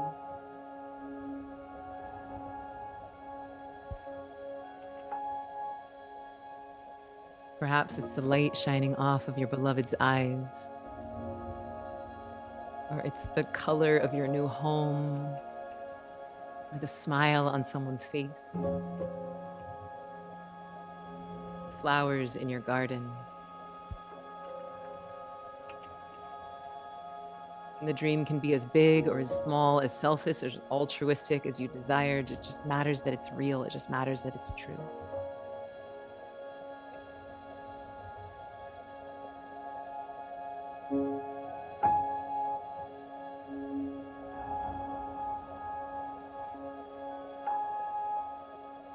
And listening for all of the sounds you can hear. It might be the sound of silence, or birds chirping, or stadiums of people cheering. Sounds of nature. Just allowing yourself to tune into the most beautiful sound you can detect inside of this dream.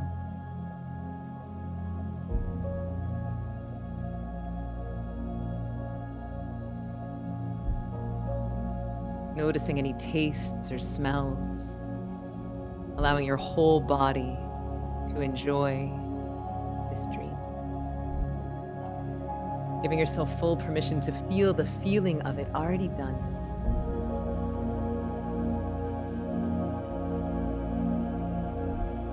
And now, most importantly, tuning into the sensation in your heart and your body.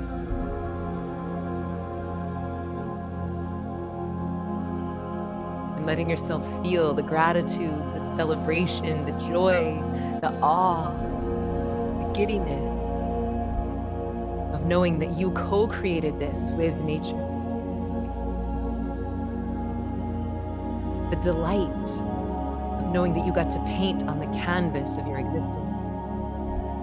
The delight of knowing that your soul is doing what it came here to do.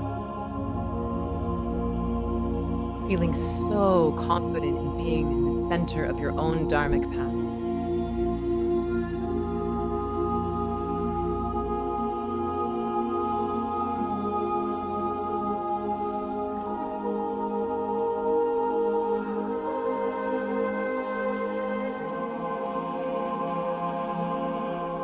Feeling all of the support that you have. Feeling that this dream actually is dreaming you as well. That her dreams are divinely inspired. And knowing that what you seek is also seeking you.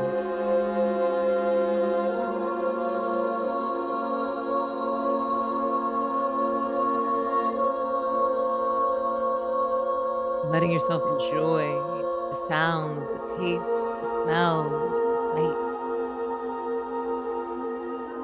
This dream unfolding all around you, feeling all the support you have in the seen and the unseen realms. Feeling your ancestors, your guides, and your future self cheering you on. And remembering that if you know you're going to win, that you might as well have a good time. Just getting curious of how you could have even more fun as this dream finds its way to you.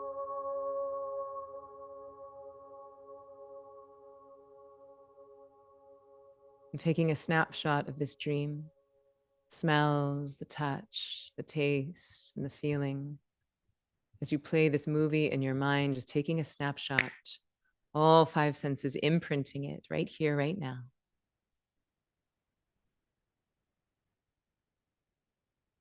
And in your own time, whenever you're ready,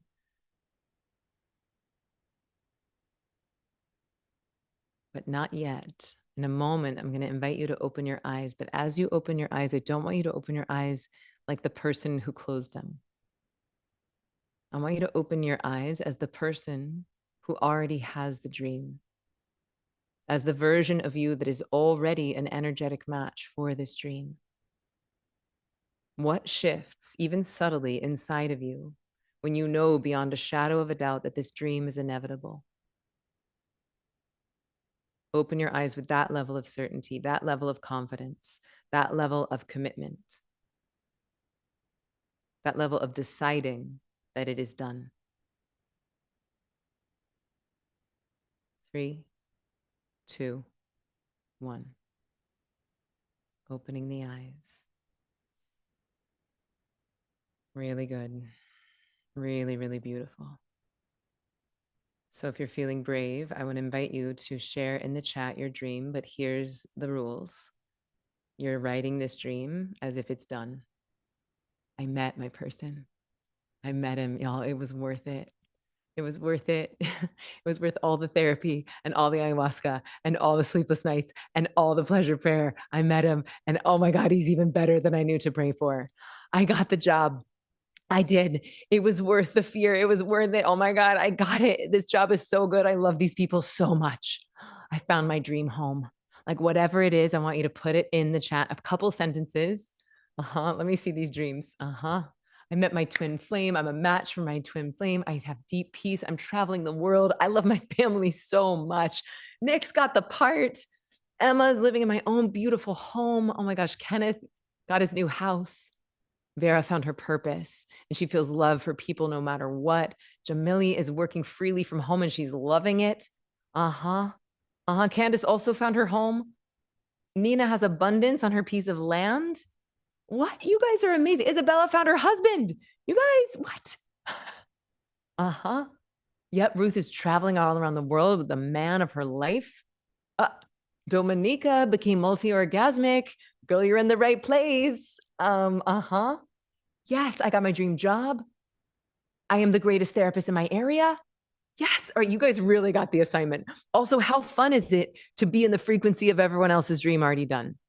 Okay, so I'm going to put on a song and I want you to take a few minutes. And if you have your workbook or if you have a journal, I want you to write down a few sentences as if this dream is already done.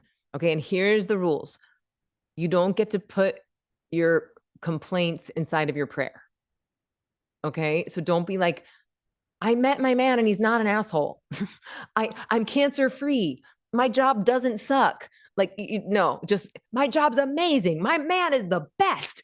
I'm so turned on by my job, right? So we don't put the fear inside of the prayer. Just write it as if it's already done. Couple of sentences. You're doing great. I'm real proud of you. And if there's any questions coming up in the chat, you can put them in.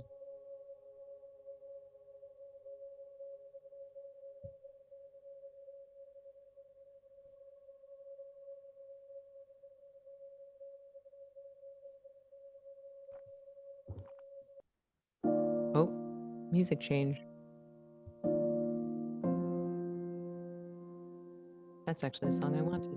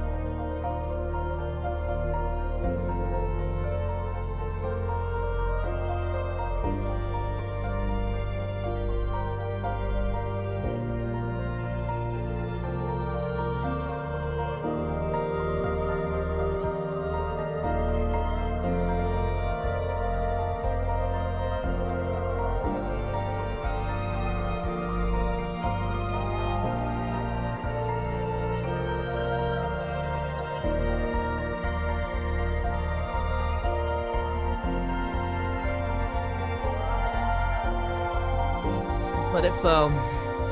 Write it as if it's already done. You're doing great.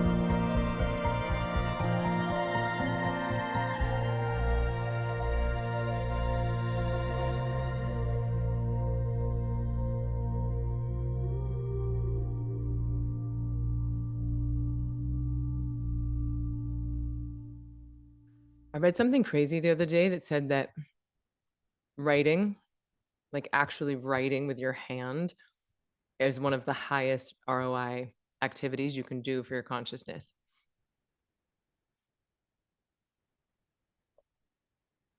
Didn't know that. I don't have the science to back it up, but that was one of the University of Instagram things I've learned this week. So in addition to my, breath work and ice bath and creatine, and I also got to write with my hands.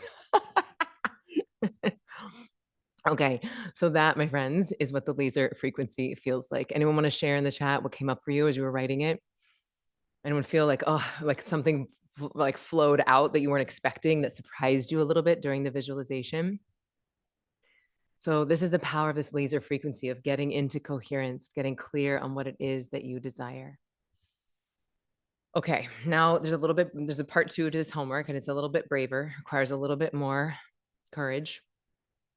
So if what we just wrote is a 10 out of 10, okay, you wrote your dream 10 out of 10. Now I want you to get really honest. Where are you in relationship to that dream? And look, like, it doesn't, just because it's not here does not mean you're at a 0. Okay, you could have been doing a lot of internal work that's making you more of an energetic match. So basically, like, where are you at a 6 out of 10? Are you at a 9 out of, is like almost here and you can taste it? Are you like, no, I'm totally blocked and I don't know what's blocking me. I'm at a 1 out of 10, but just rate on a scale of 1 to 10, where are you in relationship to your dream? Like if your dream is to be in the best shape of your life, but you're not working out, you're eating food that doesn't make you feel good, you're not moving your body, you're critical of your body, then that's like, you're like a 2 out of 10. But if you want to be in the best shape of your life, and while you might not be there yet, but you're like moving your body in a way that brings you joy and you're getting stronger and you're being loving to your body, then you're pretty close. So just write down where you are in relationship to that. And you can share in the chat as well, your number. And this is the brave part. I want you to write down now what's keeping you stuck. Like if you want the person, why isn't it showing up? If you want the job, what is it? What is the cage that's keeping you from this dream? And it could be external, it could be internal. There's no judgment, there's no shame, there's no right, there's no wrong, but I just want you to get curious, because really there's a part of you that already knows. Like, what do you think is keeping you? What fear, what limiting belief, what circumstance, what addiction, what bad habit do you think is keeping you stuck, keeping you not being a match for your dream? Doing it alone, addiction to cortisol, fear, worthiness, others' reaction, FOMO, feeling not enough, low self-esteem, obligation, procrastination, fear of my dreams. I have no clue what it is. Playing small, uncertainty, worthiness. Yeah, God, these are so brave, so good. And I want you to just like menopause, yep. Wine, self-doubt, fear of failure, brain fog, money blocks, fear of failure. It's going to be too hard. So as you're going through this chat, and I invite you to just take a look at the chat right now with a lot of compassion for yourself and a lot of compassion for everyone else, because we're all dealing with the same shit, you guys. We're all dealing with the same fear, the same addictions, the same unworthiness, me included. Okay. Like there's not a day, to my knowledge, I don't know too many humans that are just like, I have transcended the human experience and I don't have fear or doubt or shame or addictions anymore. Again, the spiritual practices are not about transcending the human experience. It's about how do they meet you when you're on your knees in the middle of the human experience. Yeah. So thank you for your bravery in sharing all of this. My goal and everyone sharing is that every one of us reading this feels less alone. That we see that, oh, if they can do it, if that person can face her shame, then maybe I can too. If they have an addiction that's keeping them from their dreams, you know what? I do too. So maybe, just maybe, if we were to come together in community and put our attention on what we want to grow and hold ourselves accountable, maybe we could start to be closer to our dreams. So all of this that you're listing here, my team's going to screenshot it for me. And this is exactly what we're going to clear on day 2. Not through the mind, not through me talking. I'm not going to be talking nearly as much in day 2. We're going to go into the body and we're going to start to transmute this shit. Okay. So if you're having trouble knowing, like, it's where are you stuck? Where are you looping? Where is the thing that you keep wanting that's not showing up? Write that down. And that's what we're going to come back to on day 2. I'm going to take my quadruple Aries warrior and I am going to obliterate every single thing keeping you from your dreams. You're welcome. Okay. All right. So now, so far, we've established what the field is. We've established that you can access this field on demand through meditation. And by now, I don't mean like YouTube apps and like YouTube videos and apps. I'm not talking about trying to quiet your mind. What I'm talking about is likely unlike any other style you've tried before. But now I want to share more about this other way of accessing the field. Right? So meditation is giving you access to the field through de-excitation, taking the nervous system down into the quantum realm. It's like restful transcendence, this rest that I keep talking about, where you're accessing source consciousness, getting into the unmanifest. And when people enroll in the Ziva experience, they're basically given a mantra, which is not an affirmation. It's not a slogan. It's a meaningless primordial sound. And this is a really important piece of the puzzle because it's kind of like the key to the car. This is the thing that induces the 4th state of consciousness, working with the field of sound and cymatics. We're going to go deeper into this on day 2 and 3, but essentially this sound or this meaningless primordial sound, it de-excites the nervous system. It gets fainter and finer until it helps you to access the field. And then the body starts releasing stresses in the form of thoughts. So that's what I was talking about on how the body starts healing itself in a cellular way. This is just a little sneak preview of what's coming, but we're going to go deeper into this in a moment. My slides are stuck. Weird. There we go. Okay. So there's another way to access the field, and it's through embodiment. It's through ecstasis. It's through pleasure. And basically, you start to build the energy at your root, at the hoo-ha, and then you bring it up into the heart, and you bring it up into the head, and you get to the field through this like upward spiral. And then from that field, this bliss starts to descend back down through your body. Wait, are you guys seeing this? Are we still on the, oh, we're still on the, hold on. We're having a slide malfunction, everybody. Hold, please. There we go. Okay. Are you guys seeing a little body with the field? Okay, yeah. So we move this energy around our hoo-ha, and then we move it up into our heart, and then we move it up into our head, and we access the field. It's like in France, they call it le petit mort, right? The little death. We transcend individuality and we go into totality, and then it descends back down, the descent of grace through our head, through our hoo-ha, through our heart. Okay, so it's this entirely different way of accessing the field through embodied manifesting. Through excitation, through harnessing light force, through what I call creation energy. Think of this as ecstatic transcendence. So there's two poles, right? Two entry points. You're accessing the same field of the unmanifest, accessing to the 99.9% of all of reality. Basically, think of one as restful transcendence and the other as ecstatic transcendence. And by the way, get ready because I'm obsessed with this slide. This slide is essentially like if I were to memeify 20 years of my life's work.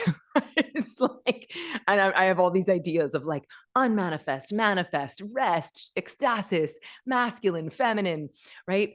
So let me ask you a question.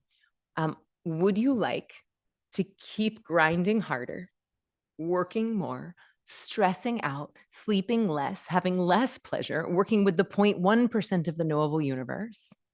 Or would you rather take 2% of your day to unlock and to access the unmanifest and basically unlock access to the manifest world? Right? Like when you say it like that, you're like, duh, of course I would do this. Of course I would invest 2% of my day to unlock 99.9% of the knowable universe. Seems like a no-brainer. So Ray Dalio, he attributes all of his financial success to meditation. Oprah Winfrey says that she would not have been able to build the empire she created without meditation. I personally have manifested more magic through this ecstatic transcendence than I ever thought possible. And here's the exciting news. When you combine meditation with embodied manifesting, the whole is so much greater than the sum of its parts. It's like two sides of the same coin, the unmanifest and the manifest. Basically, it boils down to this. If you access the field through meditation without pleasure, it falls flat. If you access the field through pleasure without meditation, it isn't stable. You really need both. And I keep witnessing this in the Ziva community and in lots of pockets of magic around the planet. It's like there's a level of power and sovereignty and reclamation. There's a level of Gnostic wisdom that comes through a human who has access to the seen and the unseen realms, the manifest and the unmanifest. Like I love the story where Kristen was like, I needed this more than I knew. I forgot how to access this level of pleasure and prayer and divinity in my own body. I allowed toxicity of others to drag me down so deeply that I forgot who I was. But in this space, I remembered. So with tears of gratitude, thank you for this very important work. I now remember who I am. So I think, yes, Herb is just giving me some applause. I just really want to shout you out. Thank you. So I think that heaven on earth requires a balance of masculine and feminine. That's why I do this work with all genders. I think that we can't just have a bunch of sex witches running around with no masculine holding the container. And at the end of the day, the soul has no gender, right? But on the 3D realm, we very much have gender. So I think that inside, we need to find our own balance of masculine and feminine. And our biology teaches us this, right? Like if you look inside of a human brain, there's something called the Hall of Brahman. This is the seat of the soul. It's the very center of the brain where you have the pineal and the pituitary, the masculine and the feminine. And it looks like a lingam and a womb. And For most of us on the planet, we've been out of balance for so long that we have forgotten the outrageous intelligence that historically has been held in our bodies. And the beautiful thing is that when our nervous system gets safe enough through the meditation and then magnetic enough through the pleasure, we start to understand the laws of nature and how our bodies are always impacting every single room that we're in. Oh, you guys want to hear a cool story? I'm going to just stop sharing for a moment. Okay, I just learned this week. When I was a little girl, I was obsessed with Marilyn Monroe. Like I had pictures of her all over my room, and I maybe I thought it was just because she was pretty, but I think this story that I learned this week now makes me understand why I was obsessed with her. So there's a story where she was in New York City, walking down like 20 blocks with her best friend, and she's Norma Jean, right? Norma Jean. 20 blocks in, and her friend says to her, like, no one has recognized you. No one's even spotted you or asked for a photo. And she's at the height of her fame at this moment. She said, do you want to see her? Do you want to see Marilyn? And her friend was like, yeah. So she just shifts her energy. She doesn't change her makeup. She doesn't change her hair. She doesn't change her outfit. She just turned on her energy. She stepped into the identity of Marilyn. And instantly, cars stop. People start asking for photographs. Crowds start forming around her. And her energetic signature changed. And she started to shape and shift reality in the external world. And that is what we're doing. Jenna gets it, right? You can feel it. Like, you know, when you feel good in your body and you walk into a room and everyone's like, "Gah," you can feel it. And that's not, I mean, sometimes it's beauty, but beauty without power, beauty without confidence, who cares? Right? And like, so, but when you are fully in your whole body with your whole energetic channel turned on, it is magnetic. It is unavoidable, right? Try and say no to someone who's like remembers how amazing they are.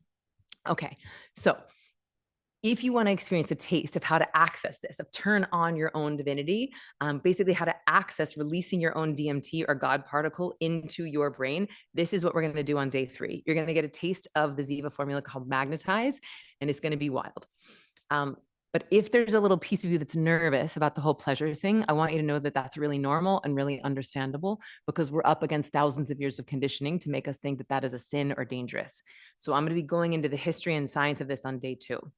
And if there's a voice inside of you saying, Emily, this is great, but I don't have time for any of this shit. I've tried meditation before. I don't have time to do pleasure practices. Are you kidding me? I did all this and it didn't work. I can't sit still. My brain's too crazy. You don't know about my life. You don't know how things feel in my body. You don't know my stress. Good. Yes, I want to hear them. Give them to me. Put them in the chat right now. I want to know every single excuse you have, every single thing keeping you from committing to these practices, every single fear, excuse, past failure that has kept you from committing. Put them in the chat right now, because it's going to inform the team, and I are going to make our trainings around what you put for day 2 and 3. And we're going to take a screenshot, because I'm coming after all of them. Okay. I'm telling you, I've got a quadruple Aries in my chart. My warrior's coming for these excuses. Okay. So now here's what you need. For now, here's what you need to know. And I want you to write this down. When I shift at the quantum level, everything around me shifts. Remember the Marilyn story. When I shift at the quantum level, everything around me shifts. And I wish I could say this was all sunshine and roses, you guys, but as my frequency is getting stronger, like as it's like as the current gets bigger that's coming through my channel, it is a little terrifying how fast it shifts reality. Like when I'm in flow, it's like poof, magic. And when I'm in fear, it's like, oof, it really can collapse in on itself. So it really does require discipline and practice and community. Okay, so last thing, and then I'm going to give you a homework assignment, but I'm curious what happens for you when you name this dream. For most of my clients, the bigger the dream, the bigger the fear. And for some of you, this invisible cage might be inherited trauma, something that happened in childhood, a time that your heart was broken, or maybe your parents weren't able to meet your needs in the way that you needed. Or maybe your invisible cage is coming from unprocessed feelings. And so our body very understandably goes into protection mechanisms. And it's like the armor that protected our hearts from being broken becomes the wall, blocking the love that we so deeply desire. I'm going to say that one again. The armor that protected your heart from being broken becomes the wall blocking the love that you so deeply desire. It's like the work ethic that got you out of poverty can become the vigilance that disallows you from receiving the next level of abundance. And the invisible cages that most of us are trapped in are chronic stress, unhealed wounds, unfelt feelings, unsaid truths, people we haven't forgiven. And it's all of this accumulated stress that keeps the brake on our dreams. And not to scare you, but like I was just saying, the reality is we're manifesting all the time. The question is, how aware are you of it? Your words are casting spells. Your nature is not responding to what you desire. Nature's responding to your energy. So if you've been stuck in mental loops, don't panic. You're not doomed. We just need to give you the keys to get out of the cage. And the beautiful part is once you learn to access the field, the unseen realms, not once on a medicine journey, not monthly at a breathwork class, but every day, ideally twice a day, not only do you start to be able to see the invisible cages, but you start to flood your brain and body with so much bliss and safety that the old stress falls away. You eradicate stress at the root. Meditation dumps the stress out of your body so that you can fill it with God. It's another meme. Get ready. I'm going to be putting it all over social media. Jen is so sweet. She was with me in Greece and she also was just on a retreat. And I got to watch her go through like one of the most profound, beautiful reclamations of her body that I've ever seen. She said, I dissociated from my body at an early age due to childhood sexual trauma. And through this work, I have released trauma. I have come back to my body. It is more valuable than I could have imagined, connecting my mind, body, and soul, releasing deep trauma wounds. I am now fully embodied. I feel worthy, safe, and now have constant support from my spirit guides and ancestors. I am ready to manifest all that is mine. I watched this woman take her body back. And it was one of the most beautiful things I've ever seen. And the reason why I like this story so much is that it's not like, I got a new car, I got a new house. She got her body back. She got her pleasure back from someone who took it from her when she was a child. And I don't know if it's just the Epstein files or if it's just because I'm on my first day of my bleed, but it makes me want to cry because how many people have been robbed of their own pleasure? How many people have been robbed of the ability to be fully inhabited in their bodies? How many people have been robbed of the full gift of being a human because of other people's shame, because of other people's inability to feel their feelings, because of the societal deconditioning or the societal like divorcing from these tools, from this particular flavor of our divinity. And again, I just say, like, this is the world that we get to change. Like, this is what we get to take back for ourselves, for our children, and so that we get to create heaven on earth. So if you could wave a magic wand over your loops, your trauma, your cycles, if you could eradicate one thing, what would it be? And don't hold back. Assume you can clear it. This is what we're coming for on day 2. We're going to really start to alchemize some of this. And I want you to play big here because remember, we are inside of a very potent 8-day container of Magic Maker and magic is going to happen. So don't just pray for like, I want a half a dozen eggs. Okay. Like I want to clear the ancestral trauma. I want to clear the overvigilance from the feminine line. I want to like take back my pleasure. What I want to manifest like true abundance. But right now I'm asking you to tune in not so much to the dream, but like what invisible cage are you ready to get out of?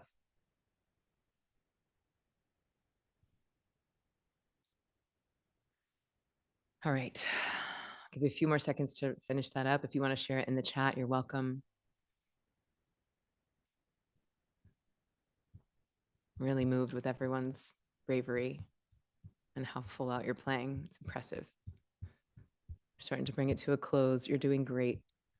Limiting beliefs, despair, shame, feelings of not being enough, overvigilant. I want my joy back. The invisible cage of playing small. That I'm not deserving. Yeah, so beautiful. So I love that you're putting this in the chat, and I also want you to write it down either in your journal or in the workbook. Okay, so pop quiz. In order to get access to what you want, what do you need access to first? When you get access to the blank, you get access to what you want. Yeah. The field. When you get access to the field, you get access to what you want. When you get access to the 99.9% of the noble universe, you get your hands on the wheels to what it is that you desire. Because it can be as simple as feeling good and placing the order. Remember, that's how we started, feel good, place the order, but it can also be incredibly complex. Otherwise, everyone would be doing this. Okay. But here's my promise to you. If you keep showing up, doing the homework, playing full out, doing the homework I'm about to give you, if you choose to believe that magic is real, this is all going to stop feeling like an abstract theory and more like your lived experience. You're going to know beyond a shadow of a doubt that when you get access to the field, you get access to magic on demand. Amy said, before I was a believer in magic, now I know I am the magic. Manifesting used to be a hopeful wish list. Ziva has solidified my capacity to actively create the life I want. I'm dreaming so much bigger than I thought was possible. Magic is real. Okay, who's ready to make a little magic tonight? Who's ready to eye gaze with a deer for 4 minutes in the morning? Okay, so the beauty of this session happening over 3 days, or it's 8 days, 3 sessions, is that we get to integrate, we get to titrate, we get to practice and come back to the questions. Last year, you guys, this thing went 5.5 hours and I blew out everybody's nervous systems, including my teams. It was too much. So this year, we're learning, we're getting better. So don't underestimate the amount of magic that can happen over these 8 days and even inside of these 3 free trainings, because the magic does not stop when the Zoom ends. So even though you have not yet been initiated into this lineage of meditation, and even though you haven't yet witnessed puja or received your own mantra or been initiated into this lineage of pleasure, there is a loophole. Okay. Because it usually takes me 4 sessions to initiate people into just even the meditation practice to access the field on their own. But there is a way that we can start to plant a seed tonight. So all of us access the field for a moment on our way to sleep. Okay. We go into the pre-hypnagogic state in that window right before we drift off. And that pre-hypnagogic state is magic. Okay. It's the door between the waking and the dreaming, the seen and the unseen. And most people just fall through it unconsciously, right? But tonight, you're going to walk through it on purpose. Tonight, as you're drifting to sleep, last thing, heads on the pillow, eyes are closed. I invite you to hold the vision that we created together today. That 5 senses reality, that snapshot that I had you go into, I want you to hold that in your whole body.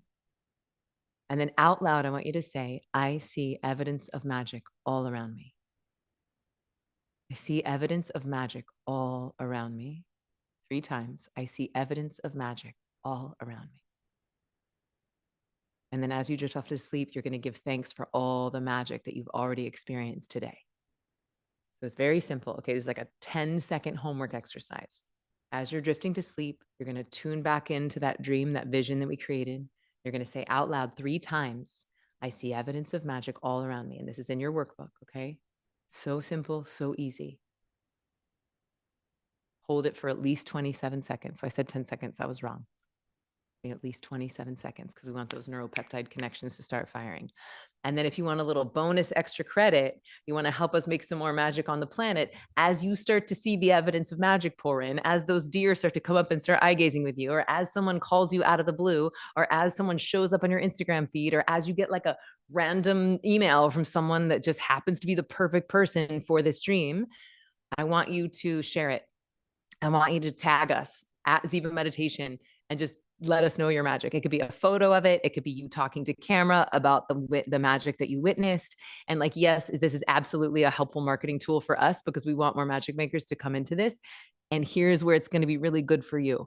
Your brain has something called a recency bias and a confirmation bias, meaning that your brain is going to scan for evidence to prove what it believes to be true. And so if you choose to believe that you see evidence of magic all around you, and then you amplify that and solidify that by sharing it, you're going to start to see more of it. I promise. Okay. So we're going to be watching online, everyone who tags us at Ziva Meditation on Instagram, share your evidence of magic. And then every one of you that shares is going to be entered to win a signed copy of my book. It's called Stress Less, Accomplish More. And if you prefer to not do this out loud, just use your workbook. Okay. Oh, and if you want a free chapter of my book right now, you can upgrade to the VIP experience. Also inside of VIP, you're going to get all of our playlists. You also get extended access to these replays. You also get a teaching on the Hermetic principles, which is some of the ancient stuff I'm not going to have time to cover. It's pretty exquisite. Okay, so last thing, you're going to get out of this what you put into it. And something as simple as just this one little subconscious programming before sleep can create so much more magic in your life. So as we bring this to a close, I want to just tune in. How are you feeling? Like, what is shifting in real time for you? What were your biggest ahas so far today? This is going to be helpful for you to digest. It's also helpful for me and the team to know, like, what are you loving? What's feeling confusing? What do you want more of? I feel like we've all made so much progress. And if you've enjoyed this, you ain't seen nothing yet. Okay. Like, get ready, because day 2, we're going to move all of this into our bodies. And day 3, we're blowing the roof off. So before we wrap, I'm just going to do a quick recap. We discovered that most of you are here because you have a big dream, but there's something that's blocking it. We went deep into quantum field theory. Now you know that it's not just about the quantum field, but how your electromagnetic field interacts with the quantum field. You know that there are 2 distinct ways to access the field: through meditation and pleasure. You've heard so many stories from Ziva grads on how accessing the field shifted everything from them. And again, that's part of my job, is to help you to see the unseen. And these people's stories, my million students at this point, is how I'm going to help you do that.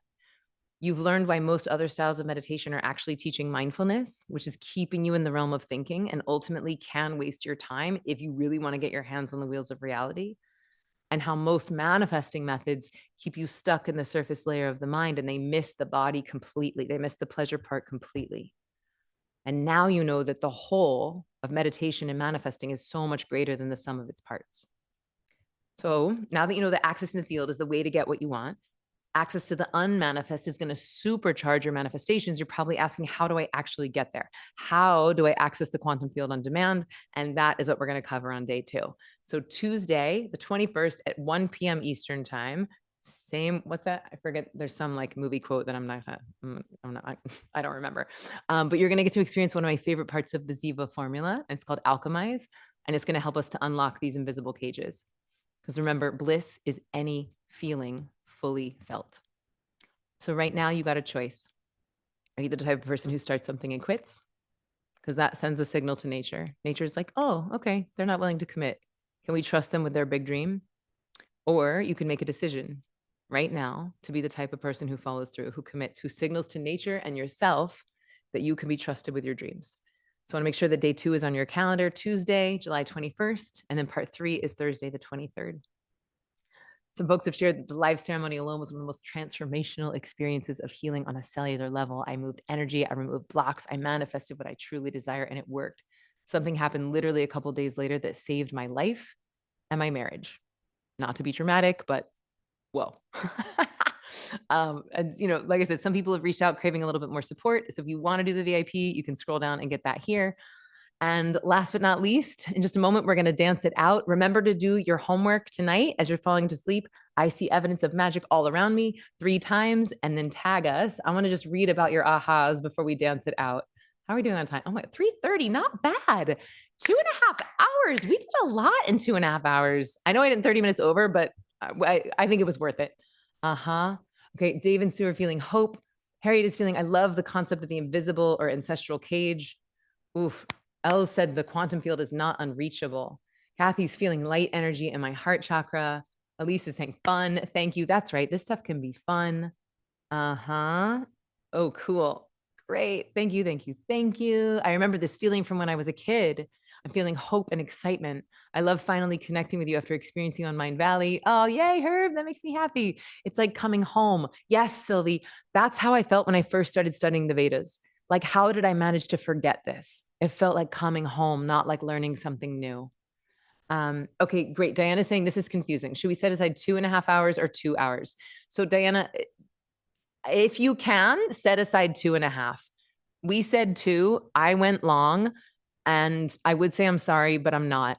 So I'm probably going to go long. So just if you have the time, set aside 2.5. If you can't, you're going to have access to the replays for a limited amount of time. So don't sweat it. Yes, Christine is saying, bravo, Emily, magic is flowing in so many ways. Todd is feeling like I am the magic. Sarah says, I'm so excited to try this the night. Barbara said, I was tired and stressed, but now I feel a bit lighter and hopeful. Isabella is saying, I feel great, joyful, hopeful. Okay, amazing. Thank you. Thank you for sharing this. Let's dance. DJ Bliss is coming back to the party.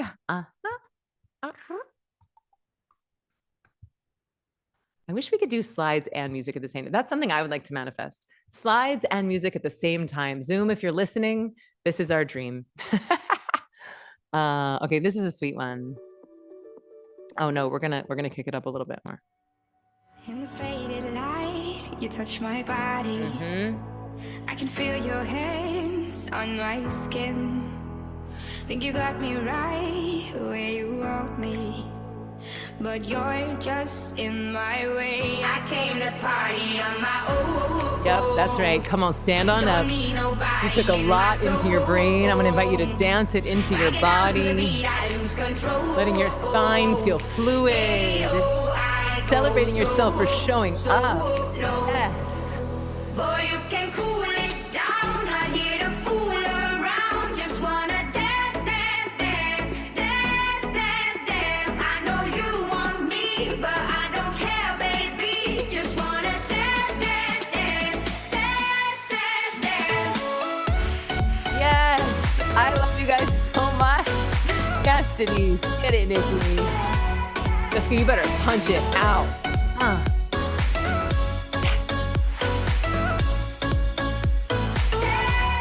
And just for fun, what if you dance like that vision of yours is already here? Like you are walking, living, breathing evidence of magic.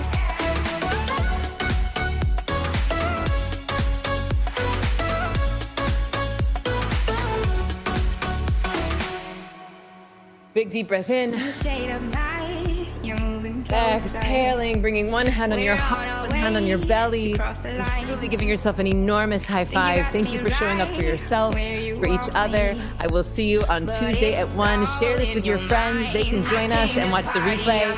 Join us on Tuesday. I love you. I love you. I love you. In my soul, I get down to the beat, I lose control. Ayo, I go so low. Boy, you can cool it down, not here to fool around. Just wanna dance, dance, dance, dance, dance, dance. I know you want me, but I don't care, baby. Just wanna dance, dance, dance, dance, dance, dance.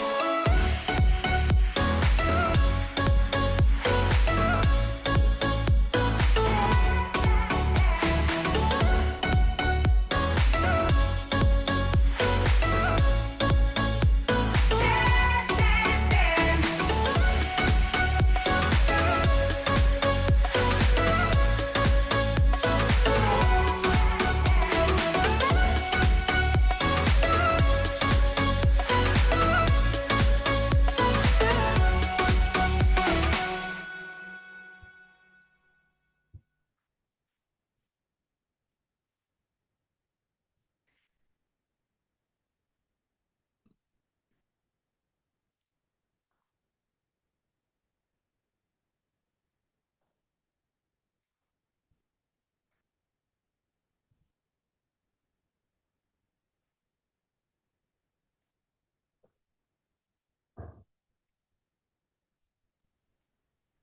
All right, everyone. Goodbye. That was an amazing day 1 of Magic Maker. Make sure and tune in July 21st at 1 p.m. Eastern. We will see you all there.